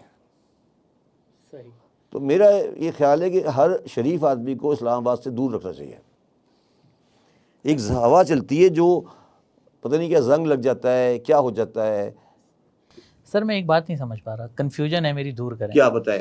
آپ نے کہا کہ جو آپ کی ملاقات ہوئی باجوہ صاحب سے، اس میں عاصم منیر بھی ایک دفعہ شامل تھے، ایک دفعہ فیض حمید بھی تھے. DGMO تھا نعمان. ٹھیک ہے، یعنی کہ عاصم منیر صاحب بھی تھے، باجوہ صاحب بھی تھے، اور آپ نے ظاہر سی بات ہے ایز اے چیئرمین FBR آپ نے ان سے ملاقات کی، یا چلیں آپ چیئرمین FBR نہیں بھی تھے. تو سر آپ کے خیال میں اس وقت تک تو معاملہ ٹھیک تھا، عاصم منیر صاحب بھی ساتھ بیٹھے ہوئے تھے، سیٹسفائی تھے، سب سیٹ چل رہا تھا. پھر عاصم منیر اور PTI یا عمران خان میں بظاہر جو دوری لگتی ہے، اس دوری کی کیا وجہ؟ نہیں دیکھیں، میں تھوڑا سا آپ کی ایک بات کلیریفائی کر دوں آپ کو. میں نے آپ سے بھی کیا کہا کہ دوری کب ہوئی؟ دوری ہوئی 14 اگست 2021 کو. عمران خان کہتے ہیں سائفر آیا. تو یہ کسی سن لو بات سن لے پوری یار. عمران خان کہتے ہیں سائفر آیا. یہی ہے نا کیس, سائفر پر لکھ کر آیا. میرے خیال پہ سائفر پہ لکھ کے نہیں آیا, اشارہ آیا. فرق اتنا ہے بس, سمجھ آئی کیا کہہ رہا ہوں میں؟ اشارہ آیا اور اشارے کو ہمارے لوگوں نے مان لیا, اور 3-4 بیوقوف تھے, انہوں نے اشارے عمل کر کے گورنمنٹ بنا لی. وہ خوش ہوئے, ہاں وہ خوش ہوئے کہ ہم جیت گئے. اور اب دیکھیں کیا ہوگا ان کے ساتھ. ہوا کیا, کوئی اس میں مجھے تو کنفیوژن نہیں ہے. دیکھیے ادارہ, یہ آپ غلط سمجھ رہے ہیں کہ عاصم منیر صاحب یا قمر جاوید باجوہ صاحب یا XYZ جو ہے وہ انسٹیٹیوشن سے الگ ہے, ہونا بھی نہیں چاہیے. اور دعا کرو پاکستان میں کبھی الگ نہیں ہو. اگر انسٹیٹیوشن اور شخصیت الگ ہو گئی تو ملک تباہ ہو جائے گا. تو انسٹیٹیوشن نے فیصلہ کیا تھا کہ وہ غلط یا صحیح کیا تھا فیصلہ, وہ ہے انہوں نے کیا, میرے حساب سے کیا. غلط کیا یا صحیح کیا مجھے نہیں پتا, کیا. یہ کوئی کہتا ہے کہ نہیں کیا وہ غلط ہے. اور انہوں نے 3 آدمیوں کو استعمال کیا. اب وہ ایک تو مولانا صاحب تو مرتد ہو گئے, اب باقی 2 رہ گئے. اچھا سر, پاکستانی سیاست میں فوج کا کردار اب کوئی ڈھکا چھپا نہیں ہے, ٹھیک ہے. ہمارے جتنے 3 بڑے سیاستدان ہیں, عمران خان ہوں, نواز شریف ہوں, بلاول یا زرداری ہوں, تو وہ ہمیشہ اس پر بات بھی کرتے رہے. مگر سر پھر ان کی یہ خواہش بھی ہوتی ہے, فوج کے خلاف تو بولتے ہیں, کردار کے خلاف بولتے ہیں, مگر ان کی یہ خواہش بھی ہوتی ہے کہ ان کا ہاتھ ان کے سر پر بھی آ جائے. یہ دوغلا پن نہیں ہے؟ دیکھیں اس چیز کو تھوڑا سمجھنے کے لیے پاکستان کی خلقت کو اور پاکستان کی خلقت ہونے کی وجوہات کو سمجھنا پڑے گا. یہ لوگ بنیادی طور پر جنرلی کمزور لوگ ہوتے ہیں. سیاستدان نہیں, ہوتا یہ ہے کہ ہمارا جو اسٹیبلشمنٹ ہے وہ جب ایک آدمی بڑا ہو جاتا ہے تو اس کو ختم کرنے کے لیے چھوٹے کو اس گندے پہ ہاتھ رکھ دیتا ہے. جب لیاقت علی خان بڑے ہو گئے تو انہوں نے ایوب خان کے گندے پہ ہاتھ رکھ دیا. جب ایوب خان بڑے ہو گئے تو انہوں نے بھٹو صاحب کے گندے پہ ہاتھ رکھ دیا. جب بھٹو صاحب بڑے ہو گئے تو انہوں نے نواز شریف کے گندے پہ ہاتھ رکھ دیا. جب نواز شریف بڑے ہو گئے تو انہوں نے عمران خان کے گندے پہ ہاتھ رکھ دیا. تو جس کے گندے پہ ہاتھ رکھا جاتا ہے وہ ہوتا ہے کمزور, ٹھیک ہے. جب وہ کمزور ہوتا ہے تو وہ فوج کے ساتھ چل رہا ہوتا ہے. جب وہ طاقتور ہوتا ہے تو وہ تو کہتا ہے میں تو مضبوط ہوں, تو فوج کہتی ہے یار تم تو میرے کندھے پر آئے تھے. تو پھر یہ جھگڑا ہوتا ہے, اور یہ پاکستان کی تاریخ ہے. اس میں کوئی ذرہ برابر کنفیوژن نہیں ہے, یہ بالکل کلیئر تاریخ ہے. اگر اس میں کوئی 19-20 ہو جائے تو میں نام بدلنے کو تیار ہوں. یہ ہے پاکستان کی تاریخ. عمران خان, نواز شریف, ذوالفقار علی بھٹو, ایوب خان, یہ چاروں آدمی فوج کے کندھے پر آئے ہیں. بھٹو تھوڑا کم تھے, مگر وہ 71 کے بعد وہ فوج کے کندھے پر آئے ہیں. اگر فوج بھٹو صاحب کے ساتھ نہیں ہوتی 71 کا واقعہ کبھی نہیں ہوتا, ٹھیک ہے. تو یہ بات آپ مان لیں کہ پاکستان میں یہ سب فوج کے کندھے پر آئے ہیں. جو فوج کے کندھے پہ نہیں آئے وہ پاکستان میں مارے گئے. اس وقت پہلے لیاقت علی خان مارے گئے, پھر بعد میں مجیب الرحمان مارے گئے, پھر ذوالفقار علی بھٹو صاحب خود مارے گئے, پھر بے نظیر بھٹو ماری گئی, پھر اب آج نواز شریف صاحب مارے گئے. تو یہ سب مارے جاتے ہیں پھر. تو یہ منافقت ہے ان کی, اور یہ نہیں سمجھتے کہ ہم آئے کس کے کندھے پر ہیں. یہ سب گیٹ نمبر 4 کی پیداوار ہیں. تو سر کسی کے کندھوں پر کسی سیاستدان کا سوار ہو کر اقتدار میں آنا, کیا یہ صحیح ہے؟ یہ اقتدار میں آنا غلط ہے, مگر 2 چیزیں اس کی غلط ہے. پہلی بات تو یہ کہ ہمارے الیکشن سسٹم میں اب اتنی زیادہ خرابی آ گئی ہے کہ سپورٹ لے کر آنا تو پاسبل تھا, اب سپورٹ کے بغیر آ جاتے ہیں نا. مسئلہ یہ ہے, دیکھیے مسئلہ تو یہ ہے نا کہ چلو یار ٹھیک ہے آپ کو سپورٹ مل گئی, آپ کے گدے پہ ہاتھ رکھ دیا, مگر آپ کے پاس پبلک مینڈیٹ بھی ہے, آپ آ گئے. جب 2/3 مینڈیٹ دلایا گیا تھا نواز شریف صاحب کو تو کیسے دلایا تھا, ٹھیک ہے نا. یہ سارے تو اب پھر ہم کہتے تھے 2018 کے الیکشن ROs کے الیکشن ہیں, اب آج ہم سارے کہہ رہے ہیں کہ سارے ROs کے الیکشن ہیں. تو کندھے پہ آنا چلو ٹھیک ہے, تمہارے کندھے پہ میں نے ہاتھ رکھا ہوا ہے, مگر اب تو آپ کہہ رہے ہو جس نے تمہارے کندھے پہ ہاتھ رکھا ہے اسے کہہ رہے ہو ڈبہ بھی تم بھر کے لاؤ، یہی کہہ رہے ہو نا. اور پھر جا کے جب ڈبہ بھر کے آج تو پاور میں آ جاتے ہو، پھر تم کہتے ہو جی میں تو آزاد ہوں. لیاقت علی خان اور ذوالفقار علی بھٹو کو پاکستانی سازش پہ نہیں مارا گیا. لیاقت علی خان، ذوالفقار علی بھٹو اور بینظیر بھٹو کسی پاکستانی سازش کے تحت نہیں مرے، اس سازش میں باہر والے بھی شامل تھے. پاکستانیوں میں مارنے کی ہمت نہیں ہے، قید کر دیتے ہیں، اندر کر دیتے ہیں، مارتے نہیں ہیں. صحیح. اچھا سر، اس بات پر تو سبھی متفق ہیں کہ فوج کا سیاست میں عمل دخل نہیں ہونا چاہیے، ٹھیک ہے، ہوتا ہے وہ ایک الگ بات ہے، مگر یہ اس پر تو سب ایگری کرتے ہیں. مجھے یہ بتائیں کہ ہم فوج کا سیاست میں عمل دخل کیسے کم کر سکتے ہیں، اور خاص طور پر معیشت میں جو ہے فوج کا کردار کیسے کم ہو سکتا ہے؟ دیکھیں اس میں تھوڑا سا آپ بات کو سمجھیں.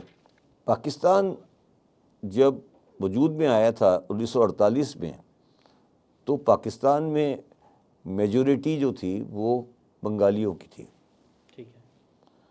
اور جو پاکستان میں اس وقت کرتا دھرتا تھے وہ لوگ تھے جو ویسٹ پاکستان میں رہتے تھے، انکلوڈنگ قائد اعظم محمد علی جناح، لیاقت علی خان. اور وہ لوگ بنگالیوں کو اصل اقتدار دینا نہیں چاہتے تھے. تو ویسٹ پاکستان کے سیاستدان اور بیوروکریسی فوج نہیں، بیوروکریسی نے مل کے سازش کی بنگالیوں کے خلاف، اور اس وقت بیوروکریسی نے پاکستان کو ٹیک اوور کر لیا، اور پاکستان میں 4 بیوروکریٹ جو تھے انہوں نے پاکستان کو تباہ کیا.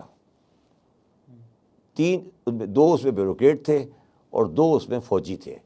2 بیوروکریٹ کا نام تھا، ایک کا نام تھا ملک غلام محمد، ایک کا نام تھا چودھری محمد علی. کبھی زندگی میں الیکشن نہیں لڑا، کبھی کوئی چیز نہیں، دونوں بیوروکریٹ تھے. 2 فوجی تھے، اسکندر مرزا صاحب اور جنرل ایوب خان. اگر پاکستان کی تاریخ میں یہ لکھا جائے کہ پاکستان کی تباہی کا ذمہ دار کون ہے تو یہ 4 آدمی ہے، 2 بیوروکریٹ اور 2 فوجی. جو پودا یہ بو گئے اس پودے کو ہم آج تک کاٹ رہے ہیں.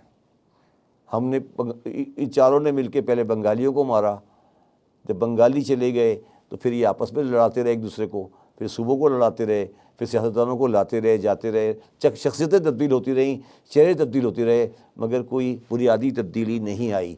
رویداد خان صاحب، جہاندار خان صاحب، یہ سارے یہ وہی نام ہے نا سارے. غلام اسحاق خان صاحب، یہ کیا ہے؟ یہ کیا چیز تھی؟ غلام اسحاق خان کس کیپیسٹی میں پریزیڈنٹ آف پاکستان تھے؟ یہ کیا چیز ہے؟ کون لایا تھا ان کو؟ کیسے آتے تھے یہ لوگ؟ یہ ضیاء الحق، یہ کہاں کی پیداوار ہیں؟ تو یہ سب چیزیں، یہ سب وہیں سے ہوا ہے. اور اس ملک کی بنیادوں میں جب یہ ڈال دیا گیا تو پھر اس میں اب جب ایک درخت کی بنیادوں میں آپ نے غلط قسم کی کھاد ڈال دی ہے تو اس سے پھل تو کڑوا ہی آئے گا نا پھر. صحیح. سر میں یہ پوچھ رہا تھا کہ اس کردار کو کیسے کم کر سکتے ہیں ہم، فوج کے سیاست میں کردار کو اور فوج کے معیشت میں کردار کو؟ دیکھیے میں آپ کو ایک بات آپ کے پروگرام شروع ہونے سے پہلے کہہ رہا تھا، مجھے اب لگتا ہے آج پہلی دفعہ ہے کہ فوج کو موقع اگر بالکل آپ بھی رکھ کے دیں گے ماشاء اللہ نہیں لگائے گی. اچھا. میں نے پہلی دفعہ یہ دیکھا ہے کہ فوج کے بارے میں لوگوں کے جذبات بہت بھڑکے ہوئے ہیں، اس وجہ سے کہ وہ یہ سمجھتے ہیں کہ ان کی انٹرفیرنس بہت بڑھ گئی ہے. تو آپ کو کیا لگتا ہے کہ اس سے ماشاء اللہ کا کیا تھا؟ آپ کہہ رہے ہیں ماشاء اللہ نہیں لگے گا. لگنا بھی نہیں چاہیے، لگے گا بھی نہیں. مطلب کوئی ماشاء اللہ ایڈمنسٹریٹر اتنا بیوقوف نہیں ہوگا کہ وہ آ جائے اور وہ سمجھے کہ میں آ کے صحیح کر دوں گا. ماشاء اللہ پاکستان کے مسائل کا حل نہیں ہے. پاکستان ماشاء اللہ نہیں لگے گا اب آئندہ کبھی. لگنا بھی نہیں چاہیے مگر لگے گا بھی نہیں. اب وہ حالات ہی نہیں رہے. مطلب اگر ماشاء اللہ لگ بھی گیا تو وہ ماشاء اللہ بھی بس دکھانے کا ماشاء اللہ ہوگا. ٹھیک ہے آپ 50 ہزار 10 ہزار آدمی کو شاید مار بھی دیں مگر اس سے فرق نہیں پڑے گا، ماشاء اللہ ویسے ہی رہے گا. اس میں جو خرابیاں ہیں اس کے لیے آپ کو 1-2 آدمی کا مسئلہ نہیں ہے، پورے سسٹم کا مسئلہ ہے. تو فوج کا رول جو ہے وہ اب آپ نے بات کی نا، میرا آنسر اس میں ریورس ہے. فوج کا رول اب ریورس ہو رہا ہے. پہلا ریورسل یہ ہو رہا ہے کہ اب ماشاء اللہ نہیں لگے گا. میرا ذاتی بھی ہوا ہے، میں غلط ہوں، ماشاء اللہ نہیں لگے گا. اور میرا ویو ہے آج بھی کہ فوج آج جو نیچے جاتے ہوئے ٹرک کا اسٹیئرنگ پکڑنے میں انٹرسٹڈ نہیں ہے. وہ تو چاہتے ہیں کوئی اسٹیئرنگ پکڑے تو ہم سائڈ پہ ہو جائیں. مجھے لگتا ہے کہ وہ تو چاہ رہے ہیں کوئی اسٹیئرنگ پکڑے تو ہم سائڈ پہ ہو جائیں. اچھا, مجھے یہ لگ رہا ہے کیونکہ جو اب جو اسٹیئرنگ کے حالات آ گئے ہیں نا 8 فروری کے بعد, وہ بہت خراب ہے. مطلب آپ یہ کہہ رہے ہیں کہ عنقریب میں فوج کا کردار نہ سیاست سے ختم ہوتا نظر آ رہا ہے ہمیں, نہیں نہ میں معیشت سے الٹی ختم. بات کر رہا ہوں. ختم ہو رہا ہے نیچرلی, ماشاء اللہ نہیں لگ رہا. فوج میرے حساب سے چاہتی ہے کہ پیچھے ہٹ جائے. سر دیکھیں نا کیسے ختم ہو رہا ہے. SIFC بن گئی, ٹھیک ہے, الیکشن کے معاملات جو بھی کچھ ہوا ہے اس کا سارا کا الزام کسی حد تک اسٹیبلشمنٹ پہ آ رہا ہے ہماری, ٹھیک ہے. ایسا ہمارے جو معاشی معاملات ہیں, میں آپ سے پوچھ رہا ہوں, میں آپ سے الٹا سوال کرتا ہوں. سعودی عرب سے ڈونیشن چاہیے ہوتی ہے تو آرمی چیف جا کے ملتے ہیں. نہیں آپ کی بات مان لی. اگر تم آج کے چیف آف آرمی اسٹاف ہو تم اس وقت اسٹیئرنگ سنبھالنا پسند کرو گے؟ سر حالات تو نہیں کرو گے نا, مجبوری میں کرو گے تو کرو گے. میں یہی سمجھا رہا ہوں نا. آج آپ اس دوراہے پہ کھڑے ہو گئے ہو جہاں پہ فوج کا سربراہ یہ کہے گا کہ نہیں کرنا, پیچھے ہٹ جائے گا, مگر مجبوری میں اس کو آگے بڑھنا پڑ رہا ہے. میں یہی تو سمجھانے کی کوشش کر رہا ہوں کہ آج مجبوری میں آگے بڑھنا پڑ رہا ہے. اب اس وقت پاکستانی لوگوں کو چاہیے کہ دونوں بیٹھیں, فوجی اور وہ بیٹھیں اور آج ریکنسائل کر لیں بیٹھ کے. آج میرے حساب سے آج فوج کا سربراہ یہ نہیں چاہے گا کہ وہ آگے بڑھ کر اسٹیئرنگ کو سنبھالے, وہ چاہے گا کہ اور اسٹیئرنگ سنبھال لے. تو آج یہ ٹائم ہے کہ اسٹیئرنگ کو ارینج کر لو کہ کون اسٹیئرنگ سنبھالے گا. یہ نہیں کر پا رہے نا ہم, یہ سوچ لوگوں میں نہیں آ رہی. چلیں سر, یہ باتیں کہنے کی حد تک ہوتی ہیں. بیان تو باجوہ صاحب کا بھی آیا تھا کہ اب ہمارا سیاست میں کوئی کردار نہیں ہوگا. اس کے بعد پھر ہم نے PDM بنتے دیکھا, عمران خان کی حکومت کو جاتے دیکھا. کہنے کو تو سر بہت کچھ یار وہ ٹائم, چلو آگے چلو. اچھا سر, اکثر بحث ہوتی ہے ہماری پاکستانی فوج کے بجٹ پر. کچھ لوگ کہتے ہیں کہ فوج کا بجٹ بہت زیادہ ہے, کچھ لوگ کہتے ہیں کہ نہیں کم ہے, کیونکہ ہمارے جو بیرونی بارڈرز پر جو مسائل ہیں وہ زیادہ ہیں. ایک طرف ایران ہے, پھر افغانستان ہے, انڈیا ہے. تو سر آپ کے خیال میں کیا ہماری فوج مطلب کافی مضبوط ہے آلریڈی, یا اسے مزید اسٹرینتھ دینے کی ضرورت ہے, یا اس کا بجٹ کم کرنا چاہیے؟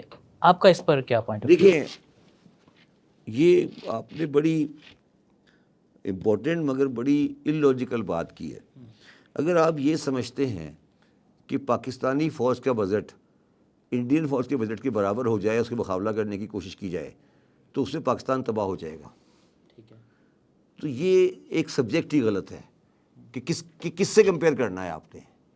آپ کے فوج کے بجٹ کا بیس کیا ہوگا یہ بتائیے نا. کیا آپ کا پریمائز کیا ہے؟ انڈیا سے لڑنا ہے؟ سوال بتاؤ, جواب بتاؤ نا پہلے. میں آپ سے یہی پوچھنا چاہ رہا ہوں کہ کیا ارے یار میں آپ سے پوچھ رہا ہوں کہ آپ کے ایسٹرن سائڈ پہ انڈیا ہے, اس کا بجٹ آپ سے 7 ٹائم ہے. آپ لڑنا چاہتے ہو؟ لڑنا تو کوئی بھی نہیں چاہتا سر. تو پھر تو اگر نہیں لڑنا نہیں چاہتے, چلو برابری کرنا چاہتے ہو, خواہش تو ہے, تو پھر برابری کرنے کے پیسے ہیں نہیں ہے نا. تو یہ جو میں نے شروع میں بات کی تھی, یہ پرائز دماغ سے نکال دو کہ ہم انڈیا سے لڑ سکتے ہو. یہ مان لو کہ نہیں لڑ سکتے. ہاں اگر وہ ہمارے اوپر حملہ کریں گے تو ہم بم چلا دیں گے, یہ اس ڈیٹرنس ہے ہمارے پاس. مگر یہ ہم اگر کہہ دیں کہ ہم اتنے ہی ٹینک لیں گے, ہم اتنی آبدوزیں لیں گے, ہم اتنے ہی جہاز لیں گے جو انڈیا لے رہا ہے, تو ہم بیوقوف ہیں نا. ہم کیوں یہ بات کرتے ہیں؟ Please try to understand. یہ کیوں کری جا رہی ہے پاکستان میں, یہ بات کیوں کی جاتی ہے؟ کیا لوگوں کو بھوکا ماریں گے آپ اس بات کے اوپر کہ آپ کی آخری جنگ کب ہوئی تھی؟ 71 میں. کارگل وار بھی کہتے ہیں. کارگل میں کیا ہوا رہا ہے یار؟ 43 میں ہوئی, 73 میں 71 میں ہوئی تھی نا. آپ 40 سال سے فوج کوئی وار نہیں ہوئی. آپ جنگ چاہتے ہو؟ جنگ کون چاہے گا یار؟ میں یہ پوچھ رہا ہوں نا, جنگ کیوں ہوگی؟ کس بات کے اوپر جنگ ہوگی؟ کیا وجہ ہے انڈیا سے جنگ کرنے کی؟ سر کشمیر ایک معاملہ ہے جو کشمیر آپ کے ہاتھ سے جا چکا ہے, بھول جائے کشمیر کو. انڈیا کے پاس جا چکا ہے, جہاں بھی جا چکا ہے. اب بھول جائے, میں نے آپ سے 2 پروگرام کر چکا ہوں کشمیر کے اوپر. آپ کشمیر کے بارے میں بات نہیں کریں. آپ نے سنا ہے کشمیر کے بارے میں گفتگو کوئی ریسنٹلی؟ وہ کبھی کبھی شوق آتا ہے, چھٹی وٹی کر لیتے ہیں ہم لوگ, وہ الگ بات ہے. کشمیر لینا ہے تم لڑ کے لے لو گے. تم کیا باتیں کرو یار, تم کشمیر لے لو گے لڑ کے, یہ کہہ رہے ہو تم یہ کہہ رہے ہو کہ پاکستانی فوج جائے گی اور ٹینکوں پہ جا کے سری نگر فتح کر لے گی, یہ کہہ رہے تم؟ Are you in senses? 3 دفعہ تم یہ حرکتیں کر چکے ہو, کارگل میں بھی کر چکے ہو حرکت. تمہیں ابھی بھی عقل نہیں آئی؟ عقل ابھی بھی نہیں آئی؟ میں نے تمہیں کہا تھا کہ انڈس واٹر ٹریٹی کے بعد پاکستان انڈیا ڈسپیوٹ ختم ہو چکا ہے. کشمیریوں کے ساتھ زیادتی ہوئی ہے، آرٹیکل 370 میں زیادتی ہوئی ہے. میں نے تمہارے پروگرام میں 2 پروگرام کیے ہیں جس پہ انڈین میرے خلاف گلے پڑے ہوئے ہیں. میں نے کہا کہ آرٹیکل 370 میں زیادتی ہوئی ہے اور کشمیری خود فیصلہ کریں گے کہ انہیں انڈیا کے ساتھ رہنا ہے یا نہیں رہنا. ہم اس پہ پارٹی نہیں ہیں، ہم ان کی مورل سپورٹ کرتے تھے، کرتے رہیں گے. Moral support. اس سے زیادہ کچھ نہیں ہے. تو کیا کرو اس سے زیادہ کہ بم مارنا ہے؟ کیا کرو گے بتاؤ نا، اس سے زیادہ کیا؟ زیادہ کہا نا آپ نے، زیادہ کا ڈیفائن کرو زیادہ کو. سر وہ کشمیر پاکستان کی شہرہ گئے، پھر تو ہماری شہرہ کٹ گئی نا شہرہ. اگر شہرہ کٹ گئی تو پھر بن گئے، مگر شہرہ کب دوبارہ نہیں بن سکتی نا یار. آپ جو بات کر رہے ہو یہ illogical ہے نا. کیا میں آپ سے بار بار پوچھ رہا ہوں کہ کیا پاکستان ملٹریلی کشمیر پہ قبضہ کر سکتا ہے؟ ایک انسان بن کے سوچو. اب انہوں نے ٹرین چلا دی ہے جموں سے سری نگر. ٹرین بانیہال پاس کے تھرو ٹرین جا رہی ہے. Can you imagine? تم کس دنیا میں بیٹھے ہو؟ ٹاٹا کمپنی کا پروفٹ پاکستان کے جی ڈی پی سے برابر ہو گیا ہے. ایک کمپنی کا، انڈین کمپنی کا، ایک ٹاٹا کمپنی کا پروفٹ پاکستان کے جی ڈی پی کے برابر ہے. آپ کشمیر آزاد کرانے چل پڑے ہو. کھانے کو روٹی نہیں ہے، کشمیر آزاد کرائیں گے. کیا باتیں کرو یار. کیوں آزاد کرائیں گے؟ کشمیری خود آزادی لیں گے اگر لے سکیں گے تو. نہیں لے سکیں گے لیکن ہم کیا کر سکتے ہیں؟ ہم نے جو کرنا تھا کر دیا. شہرک تھی نا تمہاری، کٹ گئی. ٹھیک ہے، اب شہرک کو دوبارہ جوڑ سکتے ہیں؟ ٹھیک ہے. اس سوال پر جو ہم نے بحث کی، اب اس کا حاصل میں کیا سمجھوں کہ کیا ہمیں اپنی فوجی طاقت کو بڑھانا چاہیے، کم رکھنا چاہیے، یا اس کو مینٹین رکھنا چاہیے؟ ہمیں کرنا کیا چاہیے؟ پاکستان کی فوجی طاقت کا زیرو بیس بجٹنگ ہونی چاہیے. زیرو بیس مطلب ہوتا ہے کہ آپ کی ریکوائرمنٹ کے حساب سے کیا ضرورت ہے آپ کو، اور وہ آپ ریئلسٹکلی کریں گے. اس بیس پہ نہیں کریں گے کہ میں نے کشمیر فتح کرنا ہے. آپ اس بیس پہ کریں گے مجھے کتنی فورس ڈیٹرنس کے لیے چاہیے. اچھا، اس کو زیرو بیس بجٹنگ بولتے ہیں. وہ کریں اور اس کے بعد ڈیسائیڈ کریں اور آگے چلیں. صحیح. اچھا سر، ابھی ہم فوج کی بات کر رہے تھے اور آپ کی اسلام پر بھی کافی اسٹڈی آپ بتاتے رہتے ہیں. تو ویسے فوج کا اسلام میں کیا تصور ہے؟ اسلام میں چاروں خلفاء کے زمانے میں، رسول اللہ کے زمانے میں کبھی ریگولر آرمی نہیں تھی. ہر آدمی فوجی ہوتا تھا. جب جنگ ہوتی تھی تو جنگ میں لشکر بنایا جاتا تھا، وہ جنگ کرتا تھا، واپس آتے تھے، اپنا کام کرتے تھے. کوئی آدمی یہ نہیں کہہ سکتا کہ وہ جنگ میں فوجی پیشہ نہیں تھا. اسی لیے جب جنگ خیبر ہوئی تو رسول اللہ صلی اللہ علیہ وسلم کبھی کسی کو بنا دیتے تھے، کبھی کسی کو بنا دیتے تھے. جنگ خیبر ہوئی، کہا آج میں حضرت علی کو علم دوں گا.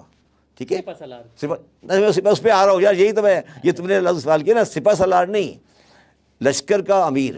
ٹھیک ہے، حضرت علی کو انہوں نے کہا خیبر میں آج علم دوں گا علی کو. اس کا مطلب ہے ہر رسول اللہ صلی اللہ علیہ وسلم ہر دفعہ نیا امیر بناتے تھے اپنی فوج کے لیے. بولا آج ڈیسائیڈڈ نہیں تھا، کوئی پوزیشن نہیں تھی، آج فیصل بن گیا، کل کوئی اور بن گیا. تو رسول اللہ صلی اللہ علیہ وسلم کی فوج میں کوئی ریگولر سپہ سالار نہیں تھا. اور اسلام کے، اور یہ تم نے جو نیا لفظ ایجاد کیا ہے سپہ سالار، یہ اسلام میں نہیں ہوتا. سپہ سالار کی ریگولر پوسٹ کوئی اسلام میں ہے ہی نہیں، پوسٹ ہی نہیں ہے. اسلام میں لشکر ہوتا ہے اور ہر آدمی لشکر میں ہوتا ہے اور واپس آتا ہے، اپنا روزگار کرتا ہے. یہ اسلامی فوج کا تصور ہے. اس میں کوئی اگر 1 انچ کا بھی ڈسپیوٹ ہو، اور اسلام اس دن ختم ہو گیا جب اسلامی مملکتوں نے فوج رکھ لی. جب اسلامی مملکتوں نے ریگولر فوج رکھ لی تو اسلام کی حقیقت ختم ہو گئی. کیوں ختم ہو گئی؟ اس لیے کہ فوجیوں نے خلیفہ بنانے شروع کر دیے. دوبارہ سمجھاؤں میں؟ نہیں، مطلب آپ یہ کہنا چاہ رہے ہیں کہ اسلام میں ریگولر فوج کا تصور ہی نہیں ہے. کیا حضرت عمر کے زمانے میں کوئی فوج تھی؟ کوئی فوجی تھا کہ یہ آدمی فوجی ہے، یہ کوئی کام نہیں کرے گا، صرف فوجی ہے یہ؟ حضرت علی سپہ سالار تھے، کب ڈیموٹ ہو گئے، کب ڈی نوٹیفائی ہوئے؟ بتائیے مجھے. Try to understand. پہلے اسلام میں فوج کے کانسیپٹ کو سمجھو. اسلام میں لشکر ہوتا ہے، لشکر اور فوج میں فرق ہوتا ہے. اس میں کیا فرق ہے؟ لشکر نان ریگولر آرمی ہوتی ہے. دیکھیں آج سوئٹزرلینڈ میں ہر آدمی فوجی ہے نا، ہر ایک کے پاس فوجی تربیت ہے. کل جنگ ہوگی، ہم ایک لشکر بنائیں گے، جا کے حملہ کر دیں گے. یہ لشکر کہلاتا ہے. واپس آئے گا وہ اپنا کاروبار شروع کر دے گا. سمجھ آئی؟ اچھا, واپس آئے گا اپنا کاروبار شروع کر دے گا, پھر جب ضرورت پڑے گی پھر دوبارہ فوج میں چلا جائے گا. اسلام میں فوج کا تصور یہ ہے. سوئٹزرلینڈ میں آج بھی یہی ہے. سوئٹزرلینڈ میں آج بھی یہی ہے. سوئٹزرلینڈ میں کوئی آرمی نہیں ہے. سوئٹزرلینڈ میں کوئی ریگولر آرمی نہیں ہے, مگر ہر آدمی فوجی ہے. یہ اسلامک پیور اسلامک کانسیپٹ ہے. اچھا, مگر میں یہ نہیں کہہ رہا کہ ہماری آرمی آج سے ختم کرتے ہیں, مگر اگر آپ پیور اسلامک کانسیپٹ پہ جاتے ہیں تو اسلامک چاروں خلیفہ کے زمانے میں لشکر بنائے گئے, لشکروں نے جا کے فتح کی, واپس آئے, اپنا کام شروع کر دیا. کوئی کینٹونمنٹ اس شکل میں نہیں بنایا گیا جس شکل میں آج آپ نے بنایا ہوا ہے. یہ جو آپ کی یہ جو آیا ہے آج آپ کی فوج ہے, یہ رائل انڈین آرمی کا کنٹینیوشن ہے. یہ جو آپ کو فوج نظر آ رہی ہے یہ رائل انڈین آرمی کا کنٹینیوشن ہے. ان کی فوج تھی, انہوں نے یہ فوج بنائی تھی, سیکنڈ ورلڈ وار لڑی, تھرڈ ورلڈ وار لڑی, انہوں نے لڑی. اسلام میں تو یہ مسئلہ ہے کہ جب فوج بن گئی تو وہی مسئلہ پیدا ہوا جو آج پاکستان میں پیدا ہو رہا ہے. سمجھو میں کیا کہہ رہا ہوں؟ اب فوج بن گئی, ایک طرف آ گئی امت, ایک طرف آ گئی فوج. اب خلیفہ فوج بنائے گی یا امت بنائے گی؟ اور جب امت میں خلیفہ بنانے شروع کر دیے فوج نے تو اسلام کی تاریخ دردناک ہو گئی. سمجھ آئی کیا کہہ رہا ہوں میں آپ کو؟ یہ بہت میں نے مختلف بات کی, سمجھنے والے سمجھ جائیں گے اس کو میں کیا کہہ رہا ہوں. اسلام کی تاریخ میں جب تک امت خلیفہ بناتی رہی, جب تک اسلام کی تاریخ میں کوئی پرابلم نہیں آئی. جب اسلام کی تاریخ میں امت خلیفہ بنانا ختم ہو گئی اور ایک آرمی بن گئی جس نے جا کر آرمی نے جا کے ٹیک اوور کر کے خلیفہ بنا دیے تو ختم ہوگی بات.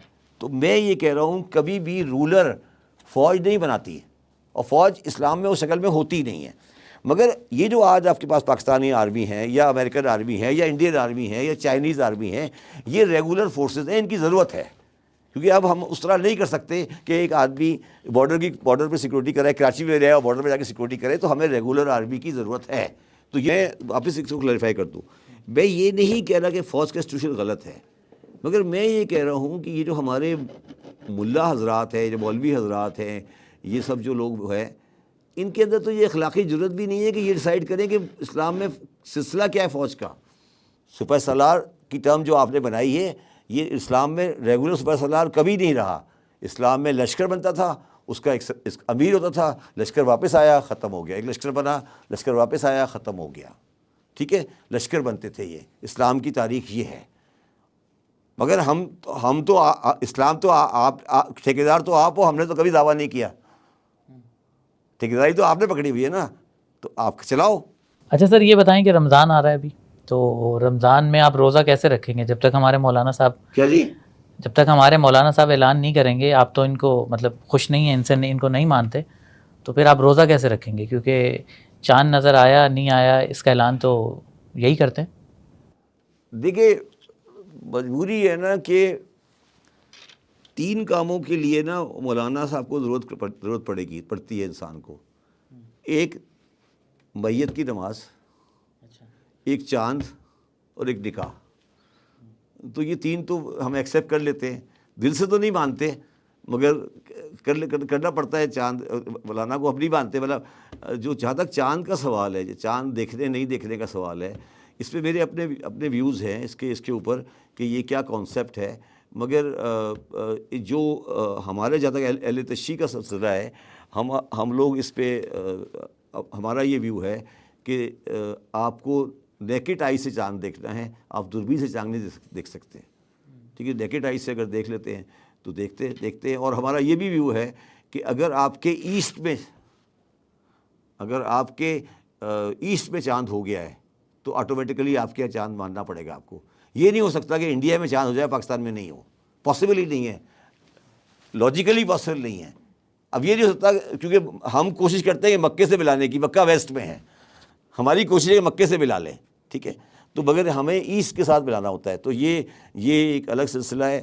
مگر یہ تو ایوب خان نے بنائی تھی, رویت لال کمیٹی بنائی تھی, یہ قائد اعظم کے زمانے سے چل رہی ہے. یہ اس لیے بنائی گئی تھی کہ مولویوں کو ذرا اسٹیٹس مل جائے, کیونکہ ان کو معاشرے میں کوئی عزت نہیں ملتی تھی. تو انہوں نے کہا یار چلو ایک پوسٹ یہ والی دے دیں, چلو رویت لال کمیٹی کا صدر بنا دیں, کوئی گاڑی واڑی مل جاتی ہے, کوئی تھوڑا سا عزت مل جاتی. تو اس لیے باقی کی کوئی حیثیت نہیں ہے, ہمارے لیے اس کی کوئی حیثیت نہیں ہے. وہ چاند ہم جو ہوگا وہ کوشش کرتے ہیں کوشش کر رہے ہیں کہ ہم خود دیکھ کے روزہ رکھیں، اور یہ ہے. باقی جو ہوگا وہ روزہ اس نے قرآن مجید کے تحت فرض کیا ہے، اور قرآن مجید میں صرف 2 آیتیں ہیں روزے کے بارے میں، بلکہ کم از کم 100 سے زیادہ آیتیں ہیں سچ بولنے کے بارے میں. تو مسلمان روزے کے بارے میں بڑے پکے ہیں، سچ بولنے کے بارے میں بالکل ہاتھ کھولا رکھا ہوا ہے. صرف 2 آیتیں ہیں قرآن مجید میں روزے کے بارے میں، ٹھیک ہے، اور 100 سے زیادہ آیتیں ہیں سچ بولنے کے بارے میں. کونوا مع الصادقین، اس پہ کوئی کام نہیں کرتا. ٹھیک ہے، چلیں اس بات کی خوشی ہوئی کم از کم ایک معاملے میں تو آپ ان کی سنتے ہیں، چاند کے معاملے میں. چاند کے معاملے نہیں، چاند کے معاملے میں میں کہہ رہا ہوں میں کوشش کروں گا خود دیکھ لوں. اچھا. اور احادیث میں یہ ہے کہ اگر سارا محلہ یہ کہہ رہا ہے چاند ہو گیا تو ایکسیپٹ کر لو. آپ احادیث کو پڑھیں، 2 چیزیں ہیں اس کے اندر، ایک چاند دیکھنا اور ایک مجمع عام میں اعلان ہونا کہ چاند دیکھ لیا گیا. پتہ ہے آپ کو یہ بات؟ ہاں، تو اگر میں دیکھوں گا، اگر سارے ٹی وی والے کہہ رہے ہیں تو میں رکھ لوں گا، ٹھیک ہے، اس لیے میں رکھ لوں گا، اس لیے باقی تو مسئلہ کوئی نہیں ہے. مگر اس مسئلے کو بھی ہم نے خراب ہی کر دیا نا یار، ہر چیز کو خراب ہی کیا ہوا نا. اب ہماری کوشش یہ ہے کہ ہم سعودی عرب کے ساتھ عید کریں، ویسٹ کے ساتھ عید نہیں ہو سکتی. ویسٹ میں ہے سعودی عربیہ، ایسٹ میں نہیں ہے. مشرق سے نکلتا ہے، مغرب میں غروب ہوتا ہے. جی ایگزیکٹلی. ٹھیک ہے سر، چلے سر، بہت شکریہ، آپ ہمارے لیے ٹائم نکالتے ہیں. انشاءاللہ دوبارہ بھی ملاقات ہوگی آپ سے.